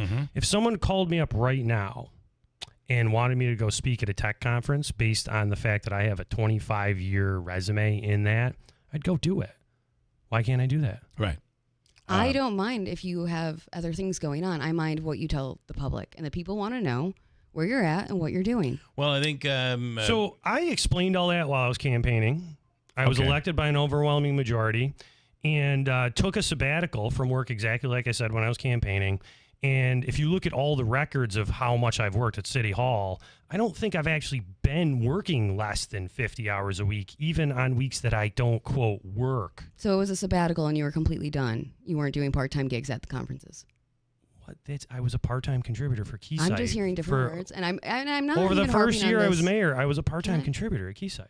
That's the reality. I'm just trying to get a straight answer. Okay, well, I'm pretty sure I answered that straight multiple times, but you keep you said you back and forth. you were ramping down, which would mean that you were doing something right up until December or January. So now, the way I look at this is, if you take issue with that, I'd have to get the actual exit date because there was exit interviews. Okay. I had to turn over laptops. I had to make sure that all different kind of data sources. I mean, this is it's very serious. And the other thing is, during the campaign, I worked for a publicly traded company. Somebody, which actually it was people within other camps, if you will, because I did have to see the stuff, and it was shown. Attempted to file investor complaints saying that I was using a publicly traded company to benefit my campaign. So if I ever sound dodgy about the fact that I was a government official and I worked for Keysight, it's because it's a very serious business with government contracts that obviously have nothing to do with Utica, New York, but I've been in that realm for many years, and I have to use professional discretion when talking about that, and I don't appreciate that this is still a discussion because you know that I don't work for Keysight. And the problem you had is when you did your last video on it, you were wrong. You were absolutely wrong because here's why you don't know. I was wrong that you went to Keysight during an E&A meeting. It was an E&A meeting we were scheduled to be at. You told us in the email, I will not be physically present in City Hall that day. Yeah, because you were at a conference for Keysight. I took a day off. So there was But how would I have known that you weren't working for Keysight then? If I could, there was a point last year where there was 100%. A video where you gave the keynote speech. It wasn't a keynote. I was on a panel. You were on a panel. It was a tech conference. And you admit to that? Well, it's not an admit. It was but just... you're saying you did it. I wasn't quiet. I wasn't hiding it. It was on LinkedIn. I mean, it was a real thing. How much more I don't know how much more... I mean, listen, I feel like he's given the answer that he is now done, whether it be as of the end of December or January. Okay. And unless... It wasn't the end of December. That's when I made the decision to finally move everything. So it was the end of January. Yeah, here's the thing. I literally don't know what the actual exit date was because it was one of those situations where I was like, I'm done. We were talking about this the other day. I was like, I'm done. I don't want to do this anymore. I just want to wrap this up and park my resume for a minute because I don't like the work I'm doing as a part-time contributor, right? It had nothing to do with conflict with the city. I was at the city 50 and 60 hours a week, always there doing every single thing possible. I mean, was during the officer-involved shooting, was that a conflict? Was I not present? Right. So, this whole situation was, I'm there for 15 years. I was like, I want to leave in 2 weeks. They're like, can you wrap this up, please? All right, I'll wrap that up. And then it was like, okay, I'm wrapped up. Can you wind this down? And that's because that's what you do when you're a professional. But as of now, you are done. Yeah, as of right now, I'm done. And unless you can offer proof that he's sitting here lying to us about that. I think he's given. He's given us the time. It's not a mandate.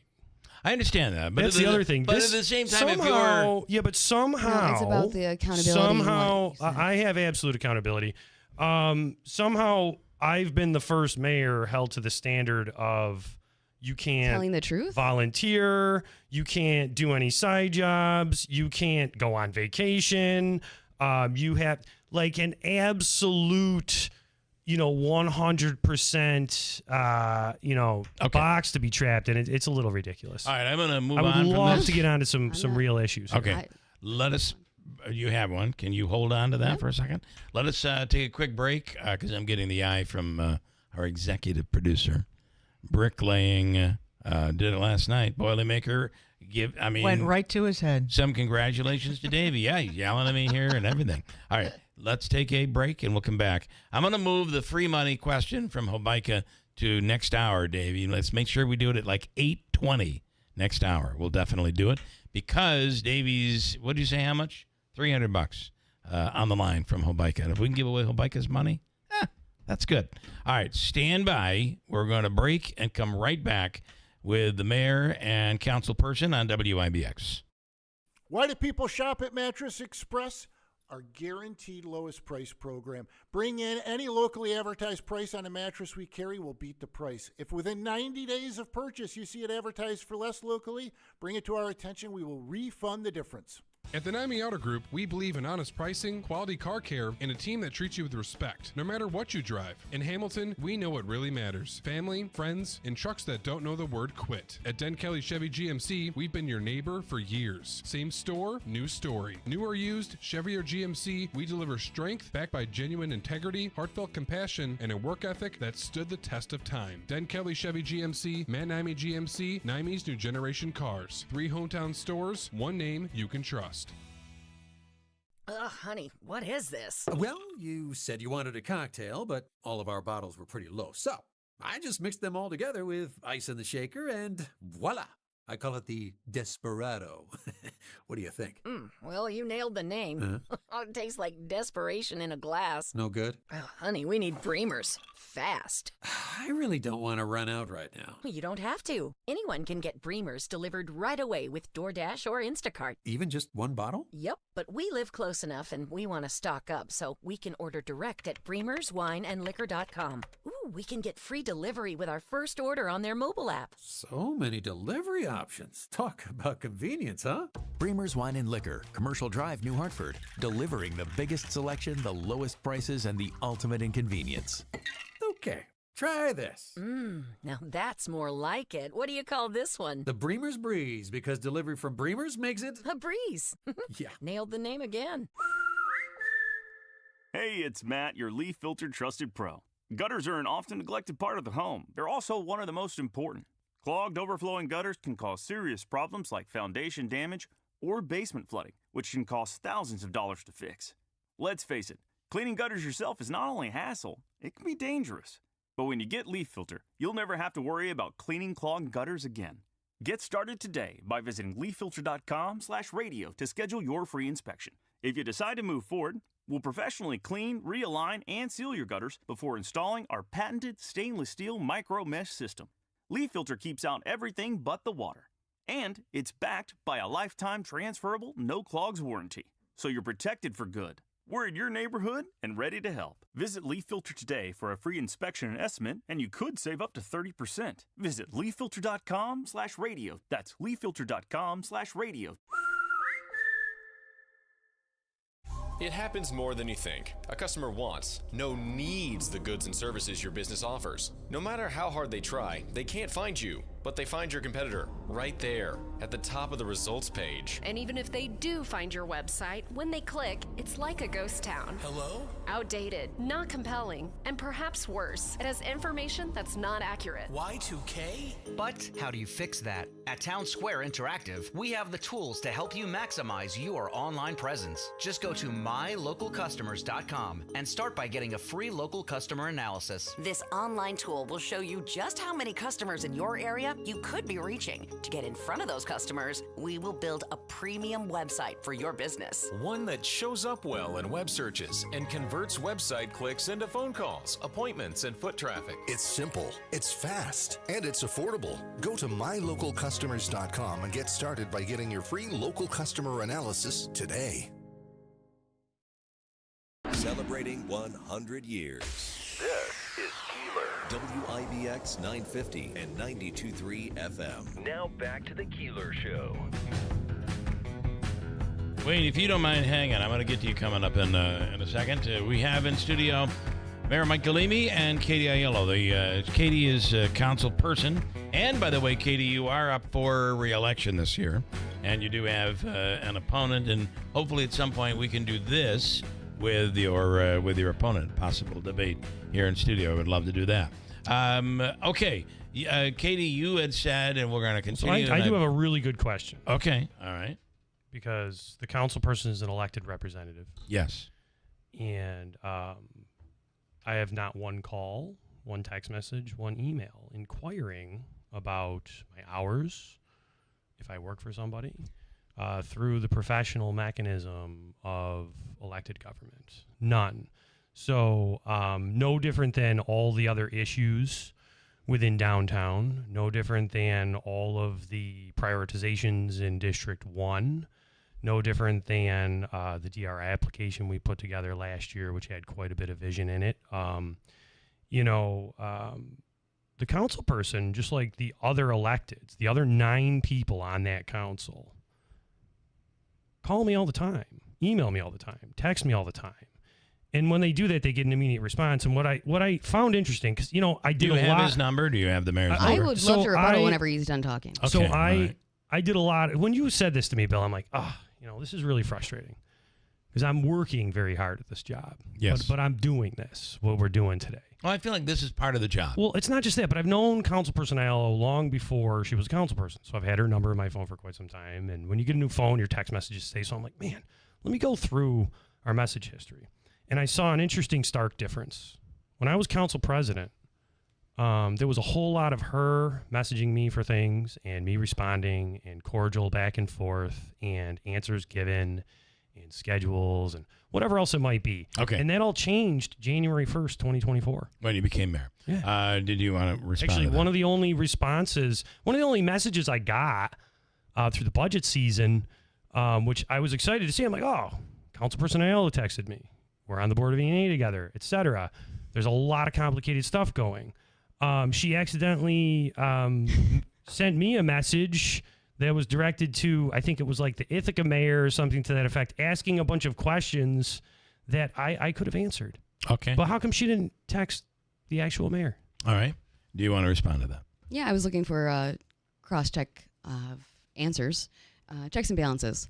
And I want to go back, though, to last May, I think it was. Last May. May 2024. Okay. I wanted to meet with the mayor. I said, we obviously have our differences. Can we meet in this way? And you said, no, we don't have any differences. My staff is available to you if you would like to work on anything. But then a month later, you submitted a FOIL request to get all this information on my children and release it to the public. So I think we had differences. No. So it sounds to me like but this. you didn't want to meet. Right, so let's attack point number 1. Okay. Did you foil information on her family? No, I didn't foil information on her family. Did you foil information? I was first of all, long before you had that meeting request, as council president, I was requested multiple times by council people and constituents to get that information. When the council people asked me, I did foil it as Michael Galimi, council president. How did you know there was something to foil? Because it was public. It was in the news. No. It was. So it was in the news. In June? I had a council person ask me to foil information from the DA's office. And this was over the residency issue. So that was active requests from constituents and council people. But why would a council person ask you and not our own corporation, like not our own council? I'm the council. I was the council president. Like that's a pretty serious role. So this was before. All right. So separate. That was before I was mayor. So then, multiple times people asked me as the mayor. I don't understand so I how said, people knew there let's was an put this to rest. I said, Corporation Council, let's foil the information so we can end this, because I'm being asked as the person who would make an appointment to a vacancy to get to the bottom of this. You asked me 100 times. We had a lot of people feeding us. So I said, let's get to the bottom of this. So the meeting request, the first thing you said, the meeting request. Councilperson Aiello reached out to my office and said, I need to have a meeting with the mayor. I can't remember the exact phrasing, but also wanted... I came into the office and spoke to you. Yes, exactly. And in the meeting, quote, according to Councilperson Aiello, required Marcus Phillips, the codes commissioner, and Deputy Chief Noonan, the deputy police chief. So I inquired and said, to why do we need a our codes commissioner and our deputy chief in this meeting. And it wasn't for, quote, city business. It was for personal reasons. So we started to peel the onion back. Councilperson Aiello wanted them there effectively because she felt that we had differences and couldn't work together, et cetera, et cetera. So I followed up, and my secretary followed up, and we did all this in writing, and I had other people in the room as well when people were visiting, and said, I really do want to have a meeting about the 1st District. Let's put an agenda together. Please put something on the books, because we don't have differences. We just need to sit down and talk about the 1st District. Did you ever work meet? like we had been for many years on the council? And then I wanted those 2 people there. They're 2 people I really trust in city government. All right. They understand government. They also, I feel like, they just understand people. Okay. And there are 2 people that I respect who can tell me, hey, Katie, you're Noonan kind of... and Marcus. There are 2 people that I manage within my administration, and we're very uncomfortable with the fact that was even requested. Okay. And that's where I'm going to leave it. That is where I'm going to leave it. It's a personnel matter at that point. Okay. Let me finish the sentence. These are 2 people I thought would be, I look for people to hold me accountable. There are people that I put in my life to say, hey, you're kind of going off the deep end with this one. You're not. And I just appreciate that feedback. And if constantly the mayor and I are speaking. Which issues have they said you were going off the deep end? If it was just, I think, how you present things or how you, if I'm wrong about a budget matter, if I'm right. But it's those, I know I say a lot, but there's a lot I don't say. And it gets vetted. But I think in these situations, you need people who can call you both out. And right now, you are probably the closest to coming we are sitting down, because otherwise it's he says versus me, and he just keeps talking and walks out of the room. So for that meeting, right? Because I went to great lengths. The meeting never happened, though, right? No, and I kept reaching out and saying, if we have an agenda... There were no differences, and then he pulled a BS investigation foil and tries to claim that it wasn't. The 2 things are completely unrelated. You're trying to... Did you have issues with me or not? Did we need to talk through things and work through them or not? We obviously do, and we still do. So this seems to be stemming back from a lot of personal issues with the residency issue, which I had no personal involvement in, personal problem with. Okay, and I somehow can't trust the council person seems to connect a lot of personal issues to perception of what's going on within City Hall, within government. Let me ask this, if I could. Sorry, because I do have Rick saying I wanted to bring this up, and I'm not meaning to insult anyone here by any means. They sound like a couple heading for divorce. And I've been in one of these counseling sessions, and it does sound that way. So what I was always told is, just bear with me, Mayor, with all respect in the world. How do we go forward? So I said we do this till about 8 o'clock. How do we end up, what is it that, if we could put all of what is your videos behind, if you could put her videos behind, if you could put the foiling behind, if you could put all of these things behind, he's on the record saying he no longer works for the company.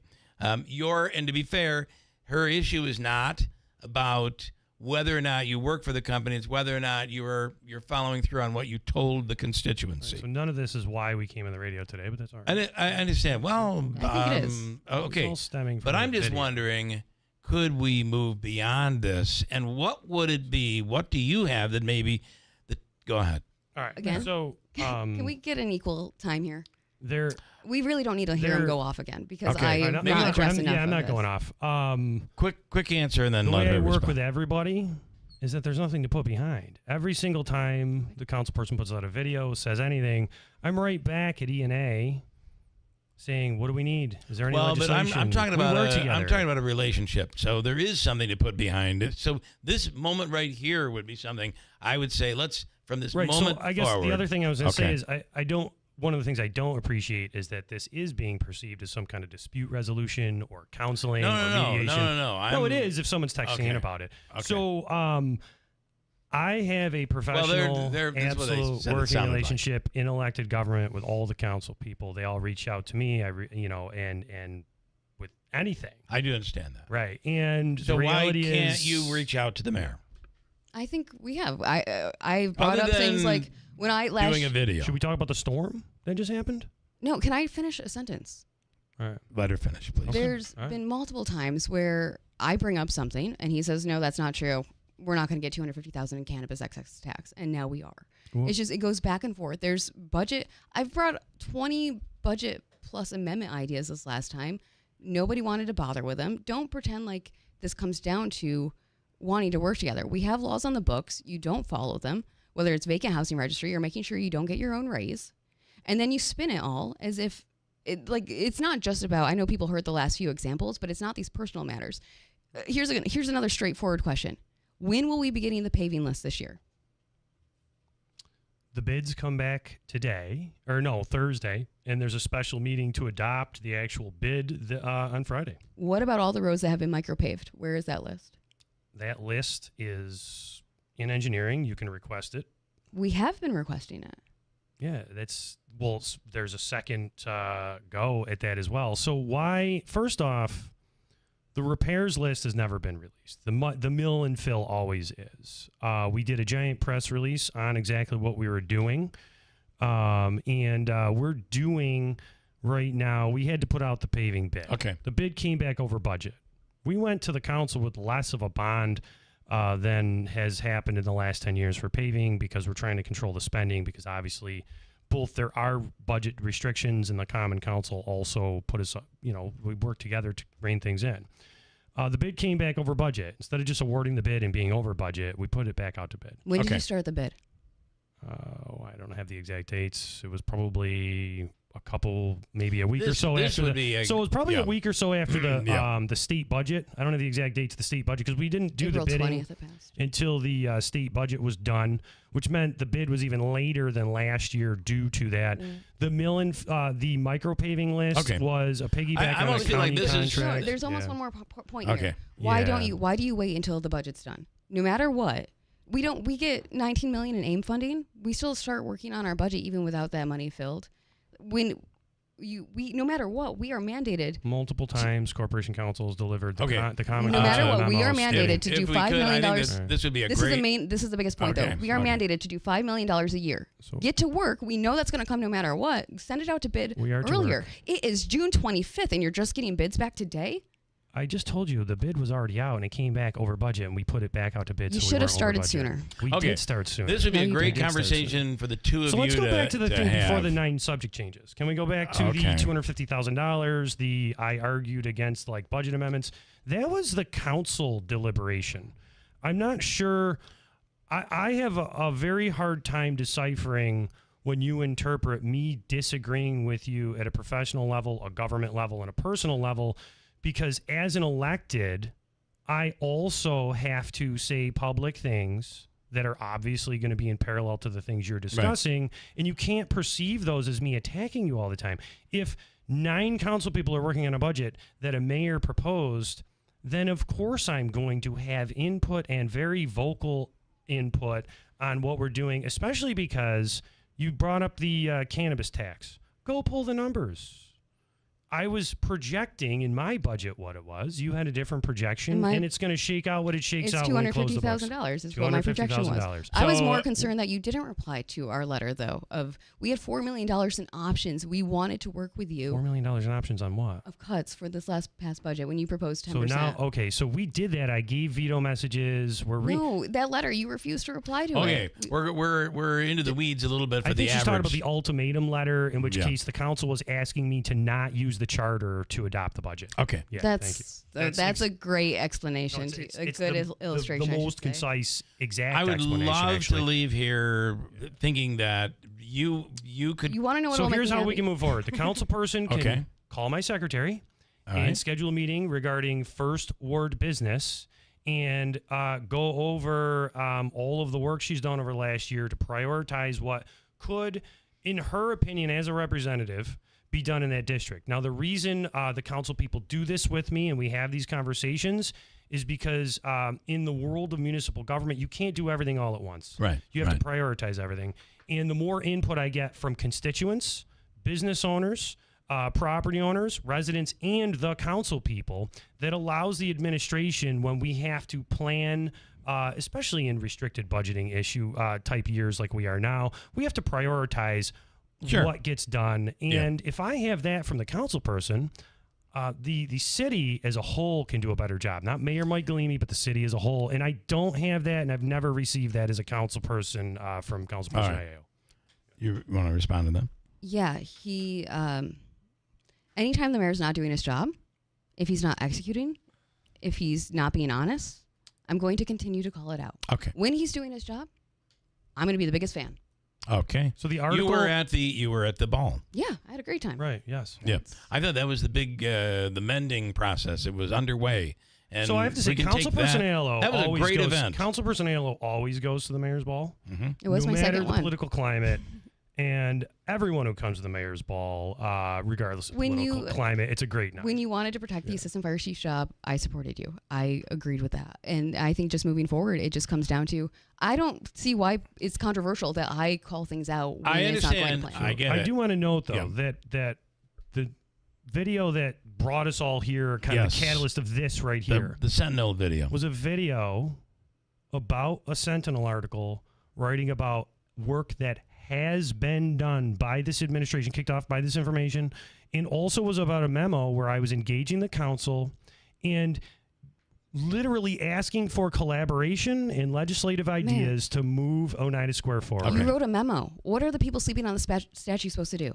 Use it as a blanket? Like, it's a memo. We need action. Councilperson, that's why this if you entire want to call time. you can have them, ask them, is Mayor Galimi out there actually talking to homeless That's people not and helping them get services? fixing things The on a answer is deeper rooted yes. level. One person, that is not sustainable. We need to follow if I could, the you're not going to homelessness agree with everything he does. We can weave through this, but the Because he's not reality doing is, anything. Okay, the hold reality on a is second. We become I the have view. a lot of Hold on. actions that are happening. Yes. That article was about real work that was already done and more work that was planned to be done. Yep. Like and what? the council person has an opinion that it's not real.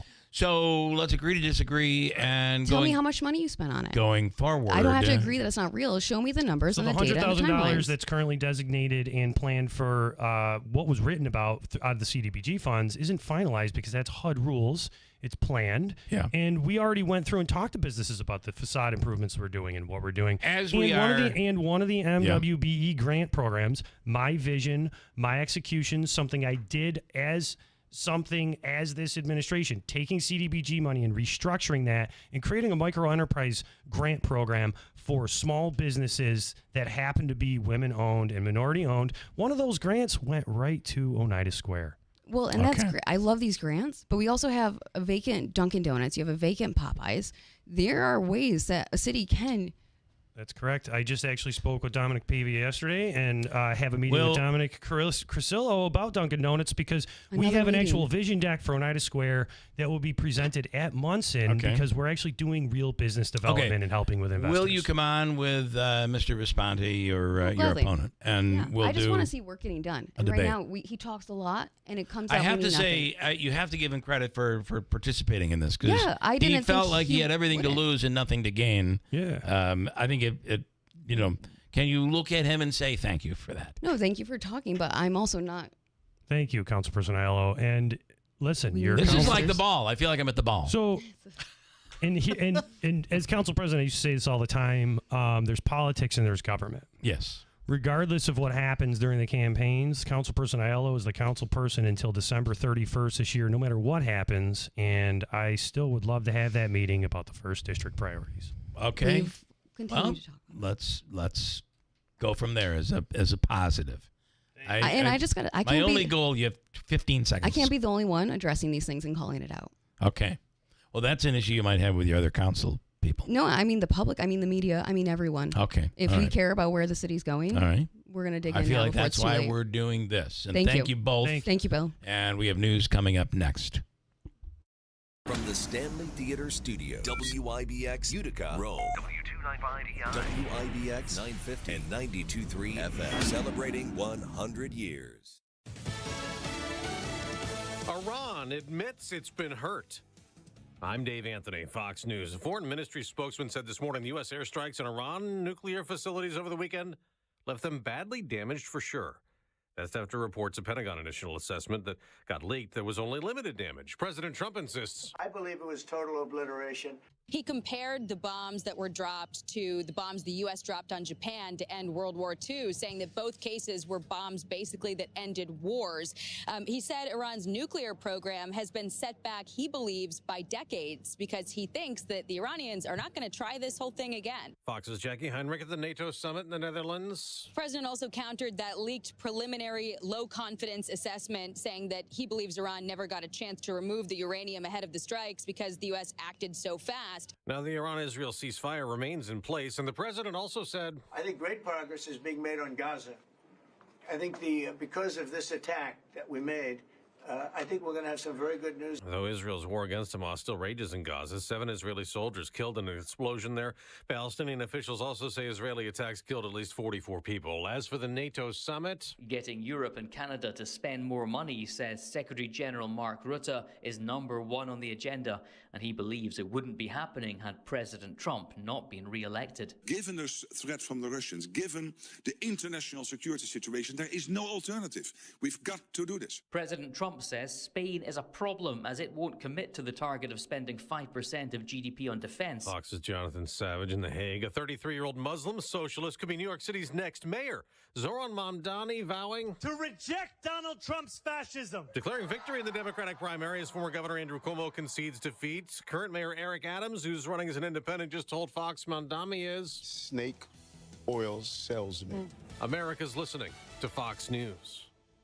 The children of our nation know little to nothing about 9/11, but the Tunnel to Towers 9/11 Institute is righting this wrong by helping teachers educate kids in kindergarten through 12th grade. Their nonfiction first-person accounts are told through videos and the Discovering Heroes book series. The Institute offers full scripted curriculum units with background for teachers, a speakers bureau for classrooms, a mobile exhibit that's an interactive museum with 9/11 artifacts and FDNY guides. Donate $11 a month to Tunnel to Towers at t2t.org. Life insurance. Why are you putting it off? Can't afford it? Too much hassle? Think you don't need it? There's lots of excuses for putting off life insurance. But if you weren't there, who would pay the mortgage and other bills? With Ethos, you could be covered in 10 minutes and boom, family protected. Ethos, fast and easy online term life insurance. Up to $2 million in coverage with no medical exam. Some policies as low as $1 a day. Answer a few health questions and get your free quote at ethos.com/policy. That's ethos.com/policy.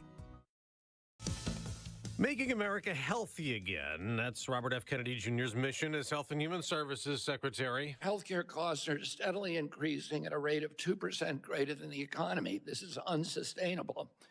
If we don't staunch this trend, we will ransom our children to bankruptcy, servitude, and disastrous health consequences.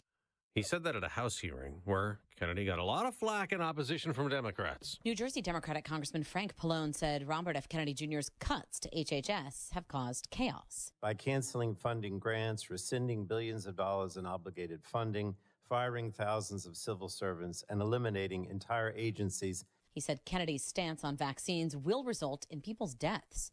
Washington Congresswoman Kim Schreier accused RFK Jr. of lying during his confirmation hearing. I will lay all responsibility for every death from a vaccine-preventable illness at your feet. But when he pointed out how much Pallone's received in donations from pharmaceutical companies, he was told he had impugned the reputation of a member of Congress.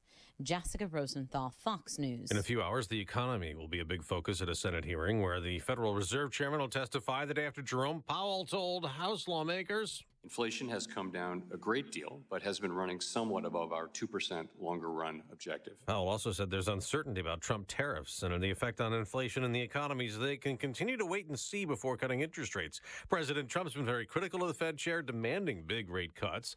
On Wall Street, stock futures are up slightly the day after big gains. The Dow surged more than 500 points. Now to Cape Canaveral. 5, 4, 3. SpaceX early this morning launched 4 astronauts from 4 different countries to the International Space Station on a private 2-week mission for a Texas company called Axiom Space. I'm Dave Anthony, and this is Fox News.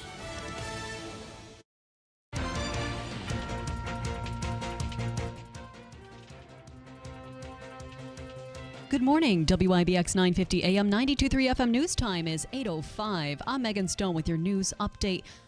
brought to you by the new destination Kia of Utica, Commercial Drive, Yorkville. 74 degrees under mostly sunny skies. Your WIBX Weather Center forecast is coming up next. Nearly half of the U.S. is sweltering in what forecasters are calling an extremely dangerous heat wave. Hot summer temperatures up to 20 degrees above normal were in the forecast from Maine to Texas on Tuesday. In the Northeast, the National Weather Service says Philadelphia reached 100 degrees by mid-afternoon. New York City hit 99 degrees. All-time June monthly records were set in Boston. It hit 101 degrees. Providence, Rhode Island got up to 100 degrees, and Newark, New Jersey tied its June record of 103 degrees. More heat is expected today, but there will be some cooling off on Thursday. Air conditioners and fans are going to be hard at work today across central New York. It's another day of warm temperatures expected with the highs in many locations reaching the upper 80s, down from a record high in Syracuse yesterday of 95. Home prices are starting to cool due to rising supply and slowing demand. The latest S&P CoreLogic Case-Shiller National Home Price Index shows prices rose just 2.7% in April compared to the previous year. That's down from a 3.4% annual increase in March and the smallest gain in nearly 2 years. New York, Chicago, and Detroit saw the biggest increase in prices. Analysts say higher mortgage rates are keeping many potential buyers on the sidelines. And Americans, they aren't feeling great about the economy. The consumer confidence reading dropped after sharply rising in May. Most economists had forecast the June index increasing. Conference Board analysts say the number suggests that consumers still anticipate a recession later this year. And New York is planning to build an advanced nuclear power plant. Governor Kathy Hochul yesterday ordered the New York Power Authority to start the process of finding a site upstate for a zero-emission facility. Hochul said the nuclear plant will be needed as fossil fuel plants are retired. Your WIBX News Time is 8:07. Here is your Weather Center forecast, brought to you by Adirondack Home Furniture. Not as hot for us here today as we were yesterday. Mostly sunny skies. Middle to upper 80s this afternoon. Mid-60s tonight. Cloudy and cooler Thursday with scattered showers, even a few rumbles of thunder. Highs tomorrow low to mid-70s. Cloudy skies Friday with a chance of showers and storms. Low to mid-70s. I'm meteorologist Ken Boone from the Weather Channel on WIBX 950 AM and 92.3 FM. 74 degrees under mostly sunny skies. Let's take a look at sports. The next generation of NBA stars, they take their first step in their career when the 2025 draft tips off from Brooklyn. The first round of the draft begins tonight, and the Dallas Mavericks are in possession of the top pick. The expectation is for the Mavs to select Duke freshman Cooper Flagg with the number 1 pick. Rutgers stars Dylan Harper and Ace Bailey, they're also expected to be taken early. The San Antonio Spurs, Philadelphia 76ers, Charlotte Hornets, and Utah Jazz rounded out the top 5. Longtime NFL quarterback Aaron Rodgers is pretty sure he's hanging up the cleats after the upcoming season. Rodgers, who signed with the Pittsburgh Steelers earlier this month, made the comment on ESPN's The Pat McAfee Show on Tuesday. The multi-time Pro Bowler is entering his 21st season. He spent the last 2 years with the Jets, but he started his career with the Green Bay Packers and led the team to a Super Bowl title in 2010. He's currently 7th all-time in career passing yards and 5th in passing touchdowns. The Mets, they can't keep it together. They dropped 3 in a row, falling to the Braves 7-4. Jose Castillo was charged with the loss after allowing 2 runs on 2 hits in his relief appearance. New York hopes to bounce back when it continues its 4-game set against Atlanta tonight. The Yankees suffering their second straight loss. They fell to the Reds 5-4 in 11 innings. Ben Rice went deep for his 14th home run of the season. New York leading the AL East and hopes to salvage its series finale tonight. And the Knicks continue to search for a new head coach, according to ESPN. New York interviewing Minnesota Timberwolves assistant Micah Nori. The 51-year-old has been an assistant with the Timberwolves since 2021 under coach Chris Finch. He's also worked as an assistant with the Pistons, the Nuggets, the Kings, and the Raptors. The Knicks have also done formal interviews, though, with Mike Brown and Taylor Jenkins. Your WIBX News Time is 8:09, 74 degrees under mostly sunny skies. WIBX 950 AM, 92.3 FM. I'm Megan Stone. So I can't get to all the comments because there are many, many, many comments here. But I do hope that, although deeds, can I read one? I am dying, Bill. You are trying to stop this. It's hilarious as you try. I did try to kind of stop a Corral it in just a little bit, and that was not necessarily easy. But I would say that I really, truly do want this to go away. Like there are really good things happening. And sometimes you just got to agree to disagree, and let's do the right thing for the city. Well, and I think you hit the head on it at one point when you said, like, we're just getting into the weeds. And, a lot of weeds. And there are, there are some conversations that need to be made in front of a microphone and some that aren't. Some that did, and many of these probably could have been and should have been done in a meeting. And I hope they do get together and they meet. Lance and Lee completely blamed it all on me. Thank you, Lance.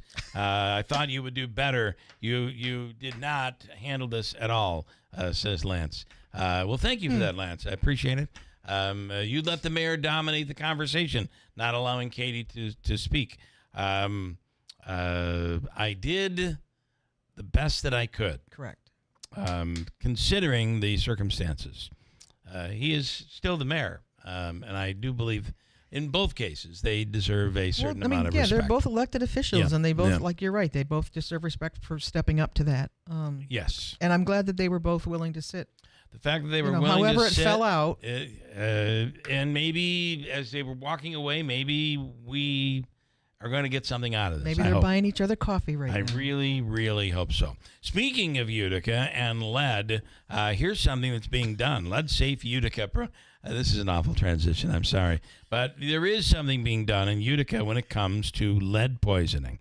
You know that kids in New York must have a blood lead tests between the ages of 1 and 2. They have to have it done. Lead poisoning can harm a child in so many ways: brain, nervous system, speech, hearing, learning, and behavior. Talk to your doctor or healthcare provider, and you can get help by going to leadfreemv.org. Lead Safe Utica. There's a program that if you're a landlord or even a tenant or homeowner and you're dealing with a lead problem, there could be up to $30,000 in funding. You could walk away having this problem corrected, depending on the circumstances, with no out-of-pocket money whatsoever. You can call them at 315-724-4197 or go to leadsafeutica.com. leadsafeutica.com or go to leadfreemv.org or call 315-724-4197. It is a serious issue and should be dealt with. The 4th of July sale is on at Mattress Express. Save up to $1,350 with the largest selection in central New York. Take up to 5 years to pay with no money down for qualified buyers and no credit check payment plans. Hurry. When it comes to the ones we love, their comfort and dignity matter most. That is why Hospice and Palliative Care is here for you. When you want your loved ones' wishes to be honored, when you want them to be comfortable, safe, and secure, and when you want them to be wherever they call home, Hospice and Palliative Care is the right choice. Our team of professional doctors, nurses, social workers, and bereavement counselors are dedicated to providing compassionate care every step of the way. At Hospice, your loved one is not alone, and neither are you. We are just a phone call away, ready to support you through this journey. Choose Hospice and Palliative Care, serving Oneida, Herkimer, and Eastern Madison County for the comfort and dignity your loved ones deserve. For more information, visit our website, hospicecareinc.org, or call us today at 315-735-6484. Hospice and Palliative Care, Middle Settlement Road, New Hartford, serving Oneida, Herkimer, and Eastern Madison counties. When you need us most. Beautiful woodwork adds warmth and charm to any kitchen. But years of use can leave your cabinets worn and faded. When you call Enhance, we'll make your cabinets as good as new again in as little as 1 day for a lot less than you pay for traditional refinishing or replacements. Whether you want to renew your cabinet's original finish or completely change their color, just tell us the look you want and we'll help you get it. Or bring your hardwood floors back to life. With most Enhance renewals, you can use your floors again the same day. Plus, there's no mess, no dust, and no odors. Call Enhance today for a free in-home consultation. We'll explain the process, we'll show you how your cabinets or floors will look when we're done, and we promise you'll be really pleased with the price. And when you trust Enhance, you'll get the skilled workmanship and attention to detail we bring to every job. There's no obligation. Call us now at 738-1113. 738-1113. Are you tired of high cable TV rates? Sign up for Dish today and get a $500 bonus offer while supplies last. Plus, lock in your price for 2 years guaranteed. Call All American Dish, your Dish authorized retailer now. 800-296-1251. 800-296-1251. That's 800-296-1251. Offers require credit qualification, 24-month commitment, early termination fee, and e-auto pay. Restrictions apply. Call for details. On Wednesday's Guy Benson Show from New York City, a pair of U.S. senators joining the program. Dave McCormick, a newly elected senator from Pennsylvania, he will join the program, as will Senator Steve Daines of Montana. A lot to talk about, a lot of action in the Senate these days. Plus, chief political analyst Britt Hume here at Fox News. He'll be our guest as well, and so much more. It's coming up on the Wednesday edition of The Guy Benson Show. Guy Benson, airing at 7, only on WIBX 950 AM and 92.3 FM. WIBX. This is Keeler. WIBX 950 and 92.3 FM. Now back to the Keeler Show.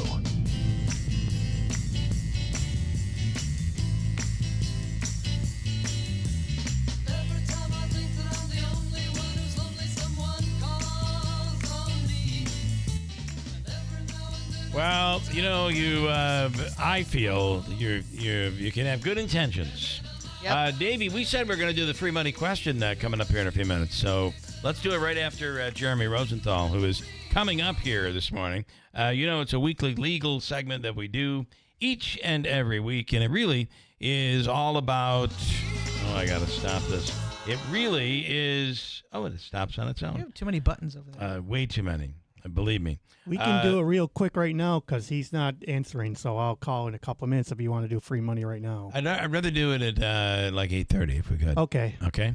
I know I said 8:20, but 8:30 we'll do it. So you got a few minutes. Yeah, it gives me a few minutes. So you keep trying to grab him, and I want to tell you about Revive Softwave Therapy. This might have been a better transition out of it all. Therapy? Yeah, that would have been a better transition. Therapy with Dr. Timothy Del Medico. You're having neck pain, pain in the neck, back pain, pain in the... Careful. Knee pain, wrist pain, arthritis, shoulders, and more. Softwave Therapy can help with Dr. Timothy Del Medico. It actually creates a situation almost similar to what would be an injury. And it's basically telling your brain there's something going on here. And the brain sends the blood and the stem cells and all of that. And that is what repairs the pain, repairs the injury. It's non-invasive, drug-free treatment for chronic pain, inflammation, and all joint issues. And people say it works. Ask about the new $99 new patient special introductory discovery session, which includes a consultation with one of their doctors, Softwave Therapy treatment, a treatment recovery plan, and assessment. Call and schedule today. This is something that is used by pro athletes and medical experts from the Mayo Clinic to the New York Giants and Nets and the LA Lakers, and the list goes on. 315-725-8427 for Revive Softwave Therapy with Dr. Timothy Del Medico. And that's that. What else? I had a couple of really good things that I wanted to squeeze in here before we get to Jeremy Rosenthal. Did you see that the Mets, Dave, you might have seen this. The Mets are really struggling right now, losing, 9 of their last 10 games or something like that. It's not good. Anyway, there's a lot of talk out there because the Mets have a new pitcher. Did you see who the new pitcher is and what his name is, Davey? Yeah. A lot of people are saying it sounds kind of like a character from Austin Powers. Yes. Because he was a former Toronto Blue Jay. Yes, and do you remember what his name is? I don't off the top of my tongue. His name. This might be the best name in baseball. Dickie Lovelady. Dickie Lovelady. Well, his real name was Richard, wasn't it? I believe, but he goes by Dickie. I think I would have gone with Richard. Dickie Lovelady is what he goes by. And it's getting, listen, at this point, the Mets need something to talk about that is different than baseball. Also, I don't know if you noticed, but 70s teen idol, singer, and TV actor Bobby Sherman has passed away. Yep. He was 81. He had 4 top 10 hits. Here's a montage of his 4 big hits. Hey, little woman, please make up your mind. You've got to come into my world and leave your world behind. Come on now. Whatever made me think that I was number one, I ought to know. Easy go. I gotta tell you. Easy go. This is way before my time. I have no idea. Julie, do you love So me? I got home last night from my brick ceremony from the Boilermaker. My mom didn't go with me. Was she playing Bobby Sherman? She said to me when I got home, she said, "Did you hear that my teen idol died?" I looked at her and I said, "What?" Yeah, my teen idol, Bobby Sherman, passed away. Bobby Sherman is dead, yeah. I don't know if you know, but what happened, he was struck by lightning. And now it's time, ladies and gentlemen, for the Rosenthal Report. Did you just do that? Did that just happen? I don't know. I'm sorry. It Just was prepare terrible, yourself this morning. Terrible transition. I should be struck by lightning or something after that. Good morning. Good morning. Good morning. Terrible transition. My apologies. Jeremy Rosenthal is an attorney, the attorney in Texas, and through Fox News Radio, we do a little segment called Weekly Legal, where we take 3 topics and you dig in. There are some interesting ones this week. I don't know how we're going to do this. I worry about Syracuse University up here. Are they going to be able to keep up with some of these other more wealthy schools? Because the federal judge has granted final approval to a $2.8 billion settlement with the NCAA that will allow schools for the first time to compensate student athletes for past and future commercial use of their names, images, and likeness. Oh, boy. Right. Can of worms. Right. Yeah. Right. Syracuse probably be fine, but some of the smaller guys might not be. Okay, let me break this down for you because this settlement is it's pretty complicated and there's a lot of moving parts. Okay, first part is they're compensating athletes from the mid 2010s until 6 or 7 years ago who were not able to have NIL money. So the first part of this settlement is back pay, and there's $2.8 billion that is designated for them. They're already fighting over that money because the women aren't as making as much as the men, and so this fight's going to go on. But that's the first part of this settlement. Yeah. The second part of this settlement is that schools are now allowed to directly pay athletes. And think of it like this: with the NIL, that's your car dealer, right? Your rich car dealer, your rich booster is writing the check to the quarterback to say, here, you go play for the Orange. Yeah, and then what happens is that's how it's been. Now the university can write that check, which in some ways it ought to help a university like Syracuse that's got ACC money coming in. Yeah. And it probably hurts some of the mid-level guys, but actually in some ways it also sort of equals the playing field and allows your Toledos, it allows your Akrons, it allows those guys because they don't have the big car dealer. Yep. Right. Yep. That's going to stroke that check. So the university can pay it. It's capped at $20 million a year or somewhere in there, and that cap is going to increase. There's something in there for revenue sharing. I don't know that we're certain how that's going to work.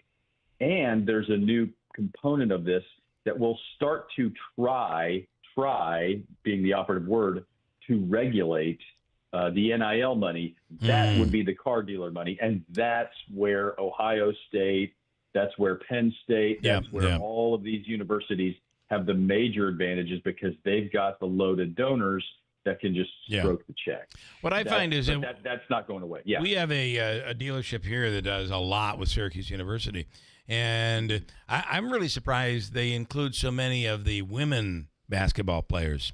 So it's really being spread around not just to the men, but to women as well, which I think is good. That's a positive. Yeah, that's a positive. And the other thing is, I think all of this means Carmelo Anthony's kid, who's coming to Syracuse this year, he will be the beneficiary of this. Carmelo did just fine, but his kid, he's probably going to make some dough coming to Syracuse. So somebody somewhere is going to pay the kid, and good for him. We complained for decades, didn't we, about they should pay these kids. You watch these sports stories. The University of Michigan is bringing in $80 million, and the quarterback who is carrying the whole thing gets a sweatsuit. Yeah. Right. Yeah. Okay. So now that the shoe's on the other foot, we kind of like to say, well, the rich are getting richer. Well, yes. Welcome to America. You know, it's also unfortunate. As long as we can talk about Syracuse for a little, Jim Boeheim, legendary basketball coach for Syracuse, had how many wins taken away? 40 wins or something taken away for crap like this. Kids went, players went and they were at a fundraiser, and maybe somebody paid their way to get there. And, all that stuff is legal now. So it is what it is. Hopefully they give him his wins back. Topic number 2. Disney and Universal sue an AI firm, Mid-Journey, for copyright infringement. What is this all about? You remember Napster, and remember all these, right?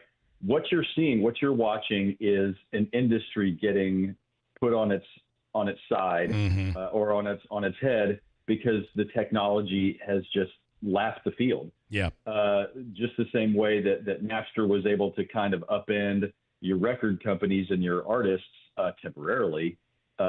You can go on to Edit AI, this Mid-Journey company. What you can do is you can go on there. You can make your own Darth Vader. You can make your own Yoda. You can make your own Mickey Mouse, your own Goofy, which is going to be copyright infringement depending on what you do with it, right? Yeah. So and these companies are coming in and they're utilizing the technology. They're utilizing the databases. They're utilizing these images that are out there.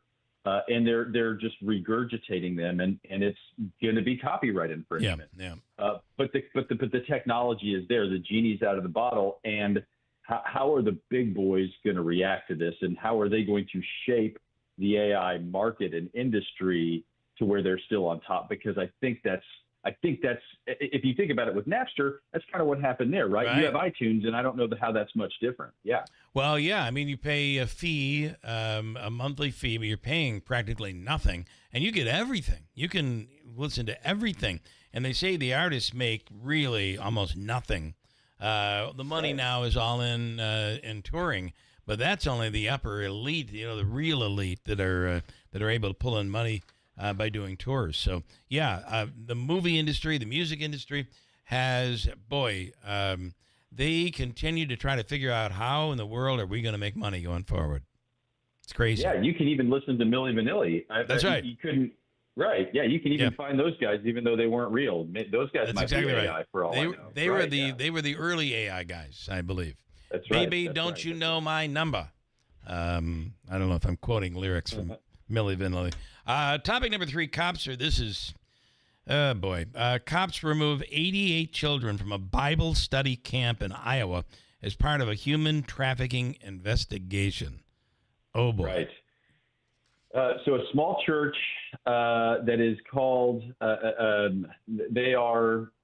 from Myanmar, Burma, that area. I believe the people are called the Chin people. That's the name of their name of their group, and they've got a camp in it's sort of Protestant, sort of Baptist, and they've got 88 kids. They're from all over the country. These children are there, and somebody calls in, and the authorities take all the children away. There's allegations of human trafficking. They take the kids to a separate holding place where mom, dad, aunt, uncle, sister, brother can come and pick them up. But we don't know really a whole lot about that. Obviously, the church is denying anything weird or wrong. They're saying that there was one 15-year-old that was disgruntled. Yeah. Of course, from Texas. And the authorities, we just don't know. You would expect them to be tight-lipped about an investigation like this. Yeah. If they're really investigating something nefarious, they're not going to come out and really outright say it. Then again, it's a small town. If law enforcement was kind of out over their skis, they wouldn't come out and say, guys, just letting everybody know we ruined summer and we were wrong. And they fixed the swing set and we're fine now. I got to tell you, not only ruined summer, but you've if you're wrong, this group, this church is never going to be able to recover from something like that, I would think. It's definitely going to be a PR headache for sure. Oh, and that's one of the issues. If you're wrongly accused, how do you make this right? And I don't know in a lot of instances that you ever really can. Yeah, right. Once the cat is out of the bag with something like this, once you've been called a pedophile or they're constantly in damage control after that. It's hard to really recover from that. All right, there you go. 3 topics, as always. The greatest attorney from the state of Texas, the great state of Texas, the one and only Jeremy Rosenthal. Thank you. And the Rosenthal Report. You can strike me with lightning on my way out. Thank you. Perfect. A little sting on the butt there as you're heading out. On the tush, yeah. Have a great rest of the week, and thank you so much as always. Bye-bye. All right, Jeremy Rosenthal with the Rosenthal Report. Coming up, we'll get an update on news, and we'll speak with Ryan Nobles from NBC. Also in studio is the co-manager of the United County Public Market. Beth knows this person. My partner in crime. Audra will be coming in just a few minutes. Stand by for that on WIBX. BME Company Business Machines and Equipment has been delivering office solutions for businesses in upstate New York for over 30 years. Their success comes from finding the right document management strategies and software solutions for streamlining workflows. Simply put, BME provides fast, reliable service at the best value to keep your business running smoothly. Through BME's strategic partnership with Hummel's Office Plus, they distribute supplies for just about every machine in your office at a great price. BME welcomes the opportunity to serve your business, selling, leasing, and service in Canon and Kyocera devices, as well as FP mailing solutions. An important part of BME's culture is supporting the communities they're fortunate to work in, and BME recognizes that support is one reason for their success. The future of business in BME's area is encouraging, and the company is grateful to be a part of that growth. Call BME Company at 315-574-8200 or visit BMEcompany.com. BME Company Office Solutions. Made simple. Good morning. The X9. Not as hot for us here today as we were yesterday. Mostly sunny skies. Middle to upper 80s this afternoon. Mid-60s tonight. Cloudy and cooler Thursday with scattered showers, even a few rumbles of thunder. Highs tomorrow low to mid-70s. Cloudy skies Friday with a chance of showers and storms. Low to mid-70s. I'm meteorologist Ken Boone from the Weather Channel on WIBX 950 AM and 92.3 FM.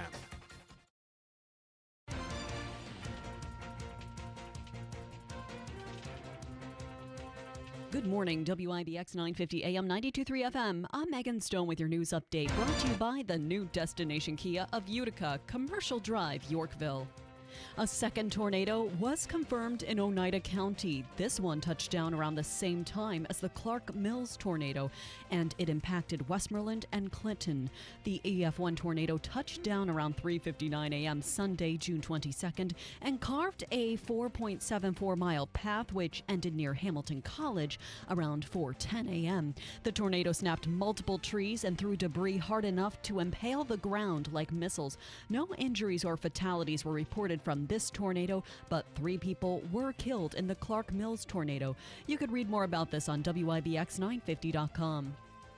Air conditioners and fans will still be hard at work today across central New York. Another day of warm temperatures is expected, with highs in many locations reaching the upper 80s, down from a record high in Syracuse yesterday of 95 degrees. The Syracuse City School District will be doing its part to keep kids safe by having half days for the schools that don't have air conditioning today and tomorrow. High schoolers will operate on their normal schedules. New York State Police issued more than 27,000 traffic tickets during Speed Week. The traffic enforcement campaign ran from June 9th to June 15th, where police increased patrols to crack down on speeding and unsafe driving behaviors, like distracted driving or those violating the move over law. Troopers issued over 12,000 tickets for speeding and around 1,200 tickets for move over law violations. For Troop D in Oneida County, troopers issued 882 speeding tickets and 20 move over law violations, writing a total of 2,445 tickets. Democrats joined with Republicans in the House to shoot down an impeachment attempt against President Donald Trump. Tuesday's vote was 344 to 79, with 128 Democrats voting with Republicans. The move to impeach was brought by Texas Congressman Al Green. Green accuses the president of failing to notify or seek authorization from Congress before the U.S. launched strikes on 3 Iranian nuclear sites over the weekend. His resolution alleged abuse of presidential powers by disregarding the separation of powers. Green has introduced impeachment articles against the president numerous times, most recently just last month. Your Weather Center forecast is next. WIBX 950 AM, 92.3 FM. I'm Megan Stone.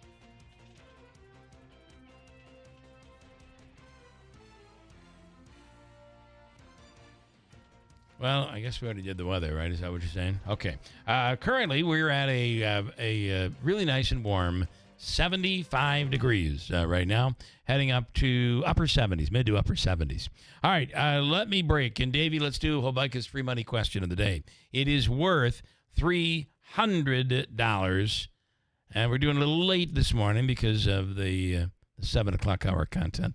What caller number are you looking at? Caller 6. 6 caller right now, 315-736-0186. Caller 6 right now to win $300, maybe, from Hobica and WIBX.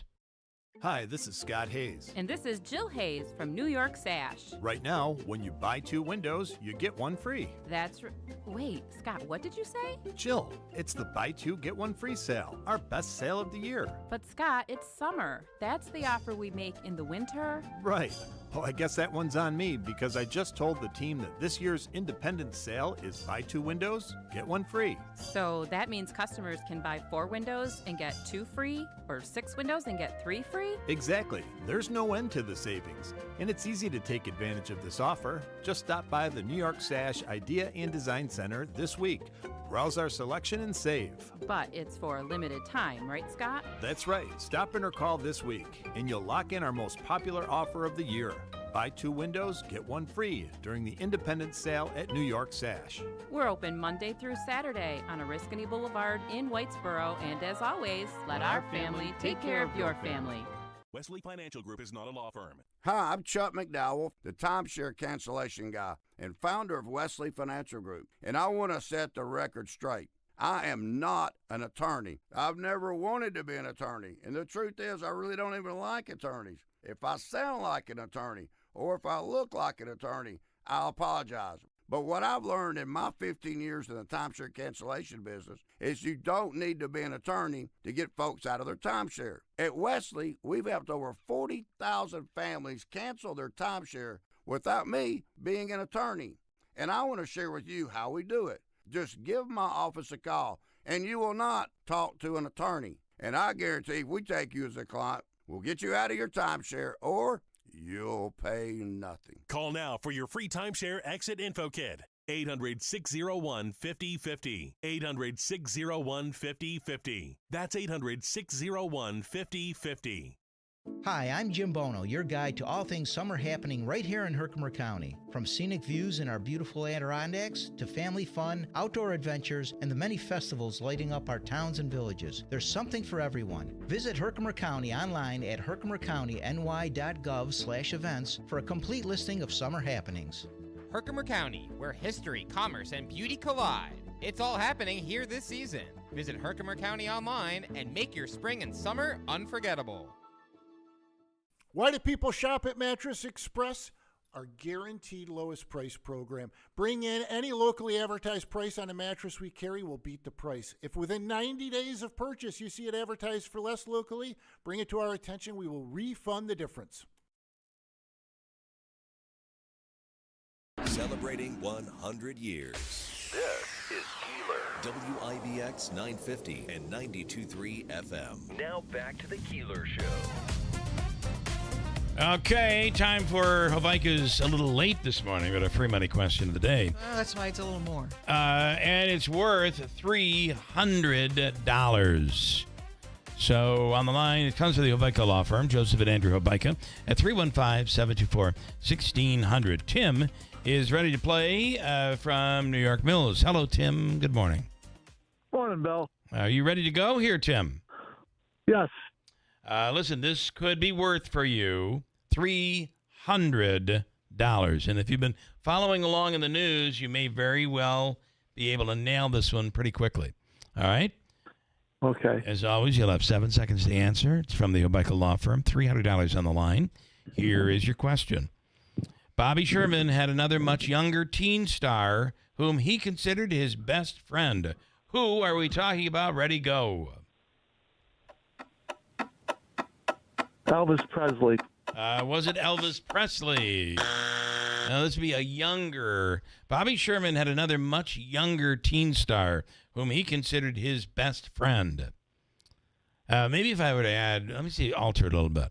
Bobby Sherman, okay, Tim.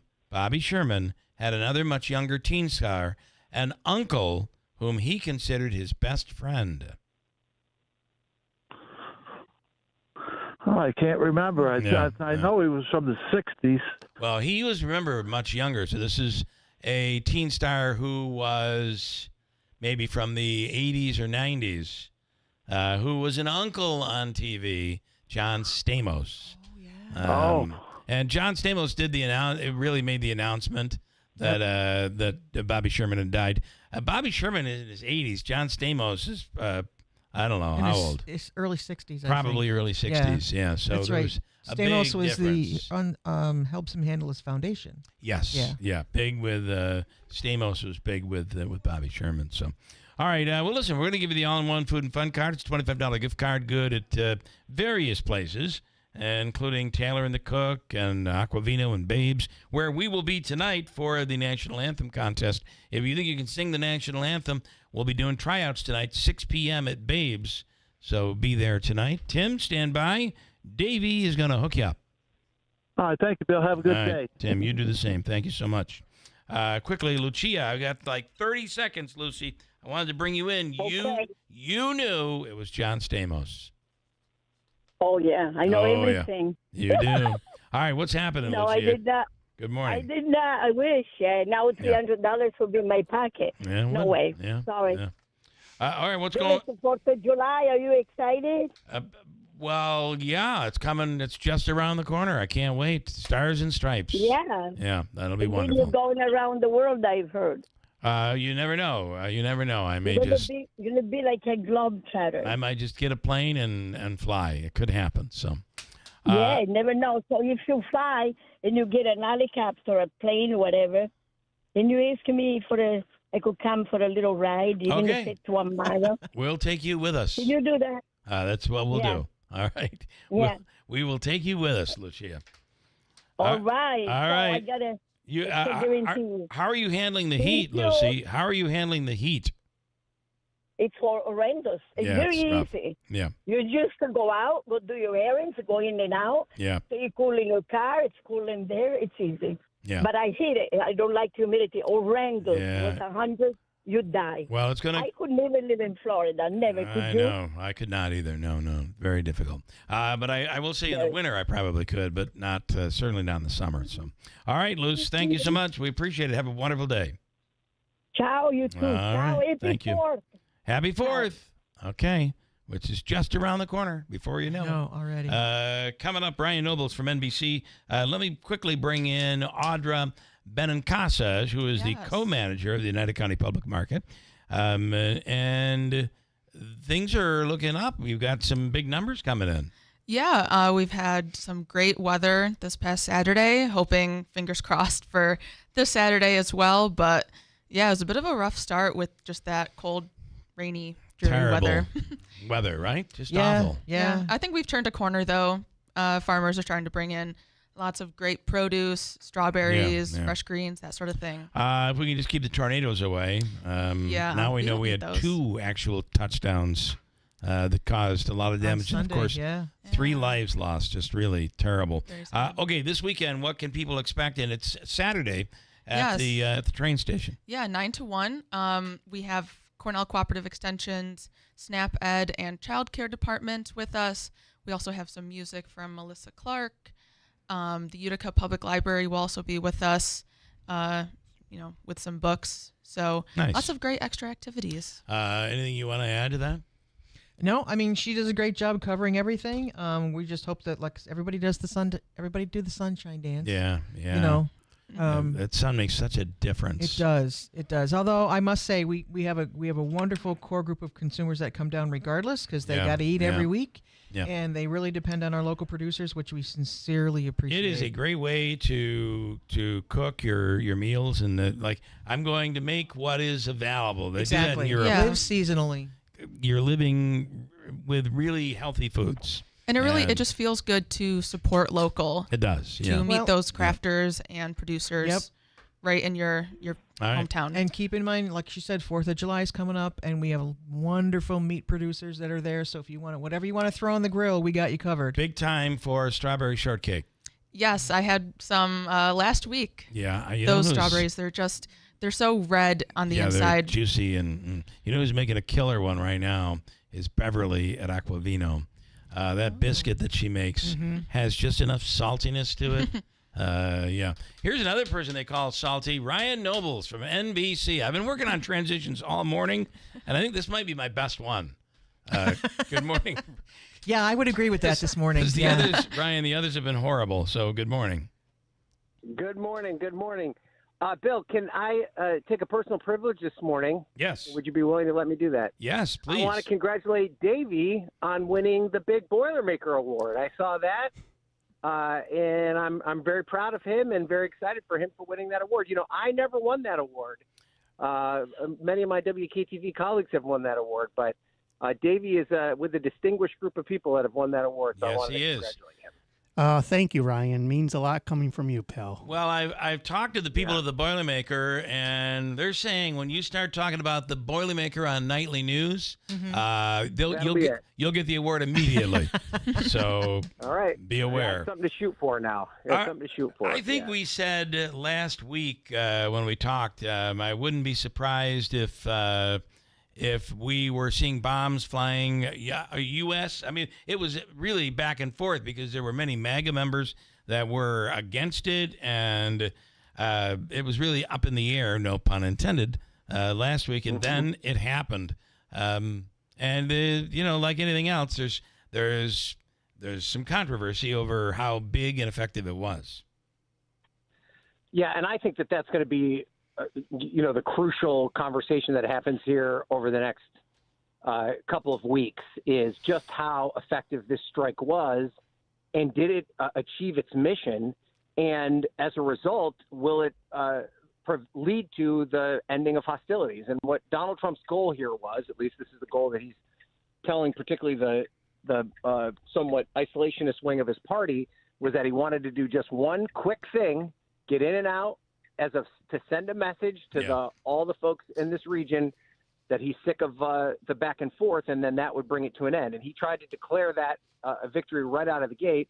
It's a very unstable ceasefire, I think, under any objective measure. And I think there's also kind of a history lesson here in that it's very, very difficult to just do one targeted strike and then get out and think it's all over. We've seen past presidents try this, and it usually leads to further conflict down the road. One quick strike, well, we got it 70% of the way. We got to do it one more time to get it 100%. Next thing you know, you're escalating and forcing to bring troops into the region. And so this is a slippery slope that he's on, and I think he's desperately trying not to slide down it any further. But that initial assessment, which he's already kind of trashing, shows that it was not total obliteration as what he originally said. And I think, but it will take some time before we know definitively just how successful it was. Well, listen, if they're back up and running in a couple of months, then we'll kind of know, right? That's exactly right. Yeah. And then the other aspect of it, there's the Iran piece of it, which is, how effective knocking out their nuclear program was. But then there's the Israel part of it, right? I mean, Israel wants regime change. They want Iran to be upended. They're not interested in just kind of keeping them at bay. Iran is their sworn enemy. They think that Iran wants to wipe Israel off the face of the map. And so, Donald Trump can say, this is it. We're done. Right. All we care about is their nuclear program. Netanyahu has much greater ambition in that region. And I think this is a real test of the relationship between Netanyahu and Trump. Will Israel listen to Trump and calm things down? At this point, that seems to be a very open question. And the phrase, the term regime change is, when it comes to Iran, is just although you're talking about a country that's basically 2,500 years old. They've been around for a few years, but certainly in modern times, it just hasn't worked. From the 50s to the 70s to the 80s, regime change just has not worked in Iran. What doesn't work anywhere in the world is for a foreign government to come in and facilitate regime change. Yes. Where you've seen regime change work is when it is an organic thing that happens by an uprising of the people that live there. I think there are definitely people in Iran that are unhappy with the Ayatollah's reign, the kind of very harsh Islamic government theocracy that is there that suppresses the rights of women and free speech. But it's not going to be a Mossad agent from Israel that comes in and assassinates him that leads to the regime change. That doesn't work. And what works is maybe you create an environment in which the people can rise up and pick a new leader. I mean, that's ended up what happening in Syria, but that took years and years and years to get to that point.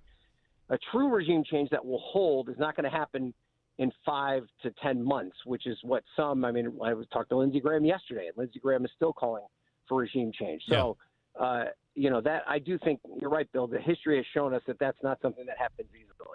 Well, they were the Shah when the Shah was very young. That goes back to the 50s, and they were a very modern country. And then he was gone, and then we put him back, and then he was gone. The Ayatollah came in, and since then it has been a very religious-based conservative nation. Yet I got to tell you, when you look at the average people, especially the younger people, they really like Americans. I wonder what this has done to that general feeling about America. Yeah, and Iran is much like China. It's very isolated. We only have kind of a small window into what life is like there. It's very difficult to get I know it's hard for journalists, independent journalists, to get in there and report out. So it's hard to get a sense of what the rank and file people truly think about the way the country is run and what their leadership is like. And there is a sense, we saw protests there over their treatment of women. So there's been, little slivers of evidence that there is a bit of a swell of unhappiness with the leadership there. But then to have that transfer into wholesale a revolution, I think, is a whole nother matter. Now, if I think Israel's thought process is you go in there, you decimate their military, you make it difficult for them to quell any sort of uprising, then that leads there's a path to that happening. But I don't know if the environment there is right for that quite yet. And then, the U.S. has got to decide just how far they want to get invested in something like that. Big, beautiful bill. What do you think, Ryan? I think that they're going to shove this down everyone's throats. And when I say that, I mean across the board. I do think that there are a lot of Republicans in both the House and Senate that don't like a lot of aspects of this package on a wide range of issues. I think there's a bunch of conservatives that don't think it cuts enough. I think there's a bunch of moderates that think that it cuts too much and cuts in areas that are going to hurt their constituents, particularly with Medicaid and the impact it's going to have on rural hospitals. I think there's conservatives that don't like this AI provision that we talked about last week, that they tweaked a little bit, but not really that much. But I think Donald Trump wants this done, and I don't think any of them have the stones to stand up to him and say they're going to vote no. So they're going to continue to whine and cry about it here for the next couple of days. But Majority Leader Thune said yesterday he wants to vote in the Senate package as early as Friday. So that's something that could happen here in the next couple of days. And then the House will pass it next week. And people are going to whine and cry, but I just do not think that there is enough. I think if Donald Trump descends from on high and says, guys, time to vote yes, they're all going to vote yes. And what's interesting, one of the people I kind of look at a lot is Josh Hawley from Missouri, who I think is a rising star, is making a claim for the future of the party in the post-Trump era. And he keeps saying, well, I don't want to cut Medicaid because Donald Trump doesn't want to cut Medicaid. And I'm nervous about rural hospitals. And Donald Trump is worried about rural hospitals. Yeah. Well, at some point, Donald Trump's going to say, this version of the bill is what I want you to vote yes on. Yep. And he won't be able to complain about it anymore if he wants to align himself with Donald Trump. And I think that's what it's ultimately going to come down to. And finally, the biggest topic of all, here we go again. Here we go again. Is this it? I don't know. Spiral, doesn't it? Well, the only thing that is in our favor is they're way above 500. They're now 2 games behind the Phillies. I believe it's 2. Did Philadelphia win yesterday? I'm sure they did.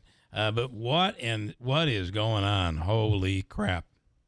I mean, it is the worst possible time in the season to have this sort of a swoon when you had 3 series against your 2 biggest rivals, and for them I mean, you had Montas come back yesterday after you looked so terrible in the minors and pitch a gem for 5 innings. You thought maybe we're back on track. And then the bullpen, which had been so strong for so long in the season, just was a disaster. And the big thing I think that is different between now and what it was for most of the season is that the bats are just not waking up at the key time. No. And, for so long in the season, it felt like they were never out of a game. And now it feels like if they lose the lead, it's over. Yeah. Which is not a good place to be. And if you remember last year, the difference was last year, if they fell behind, you just knew the bats would come alive, and by June and July, they just would score runs. It's not happening here. Really scary. All right, Ryan, good stuff. Have a wonderful week. Go Mets, and we'll see where all of this goes. All right. Thanks so much. Thank you. Take it easy. All right. Bye. Thanks so much. Ryan Nobles with NBC giving you a call out. A little shout out there, Davey. Pretty wild. Listen, if it's happening in Herkimer County. Explore everything from the Herkimer Diamond Mines to savoring the taste of Herkimer cheese or a boat tour along the historic Erie Canal. Tonight, beginning at 4 p.m., 4 till 8, Ilion Food Truck Frenzy. It's every Wednesday in the village of Ilion. There's a website, herkimercountyny.gov, that has all of the details, everything that's happening in Herkimer County. And if you have an event, you can submit it there. It's where commerce and history and beauty all collide. It's happening in Herkimer County. All right, news coming up next. Beth, thank you very much. You're welcome. You're welcome. I was a little more ornamental than anything else today, but that's okay. You were wonderful. It was a crazy morning. So. Yeah. All right, news coming up. When you're hiring, have you ever felt like you're missing out on meeting truly great candidates for your roles? It seems impossible to find them, but they have to be out there somewhere, right? Well, they're not hard to find when you know where to go, and that place is ZipRecruiter. And right now, you can try ZipRecruiter for free at ZipRecruiter.com/radio. ZipRecruiter helps 10 million people with their job search every day. And because these people are actively looking for jobs just like yours, it's easy to find the right person right away. In fact, 4 out of 5 employers who post on ZipRecruiter get a quality candidate within the first day. But if you're not using ZipRecruiter, you're missing out. So see what it's like when the impossible is easy. When you go to ZipRecruiter.com/radio right now to try ZipRecruiter for free. Once again, that's ZipRecruiter.com/radio. ZipRecruiter.com/radio. Never miss out on great candidates with ZipRecruiter. Adirondack Home Furniture is the area's go-to store for top-quality, durable, American-made pieces for any room. All month long, Adirondack Home Furniture is celebrating America with their Made in America sale. Stop in today and explore their extensive inventory and their many new arrivals for every room in your home. And don't forget, Adirondack Home Furniture has more than just rustic pieces. They carry a wide variety of modern, farmhouse style, and traditional. Are you looking for a better night's sleep? Then check out their selection of Restonic mattresses or Gold Bond flippable mattresses. Once you select the perfect piece for your space, they can deliver it locally for free of charge, or you can pick it up yourself from the showroom. So stop in to Adirondack Home Furniture today and celebrate America with the Made in America sale going on now. Adirondack Home Furniture in Riverside Center, Utica. Give them a call at 315-738-7817 or visit AdirondackHomeFurniture.com. From the Stanley Theater Studio, WIBX Utica, Rome. W295EI. WIBX 950 and 92.3 FM. Celebrating 100 years. They are badly damaged, for sure. I'm Dave Anthony, Fox News. That's what Iran's foreign ministry admits today about their nuclear facilities after U.S. airstrikes over the weekend. The High Commission of Iran just said it was totally demolished. That's President Trump a short time ago at the NATO summit, disputing news reports leaking a preliminary Pentagon assessment that he disputes, saying the damage to Iran's nuclear program, feared to be building weapons, was limited. Those pilots were so brave. I've never seen anything like it. They flew into the hornet's nest, and then they got hurt so badly by what the fake news wrote. And it was CNN, it was the New York Times, and they're both disgusting, really horrible groups of people. Now, Israel has just said that the Iranian program has been set back many years. As the Iran and Israel ceasefire holds, Fox's Mike Tobin reports from Tel Aviv. The war in Gaza continues, and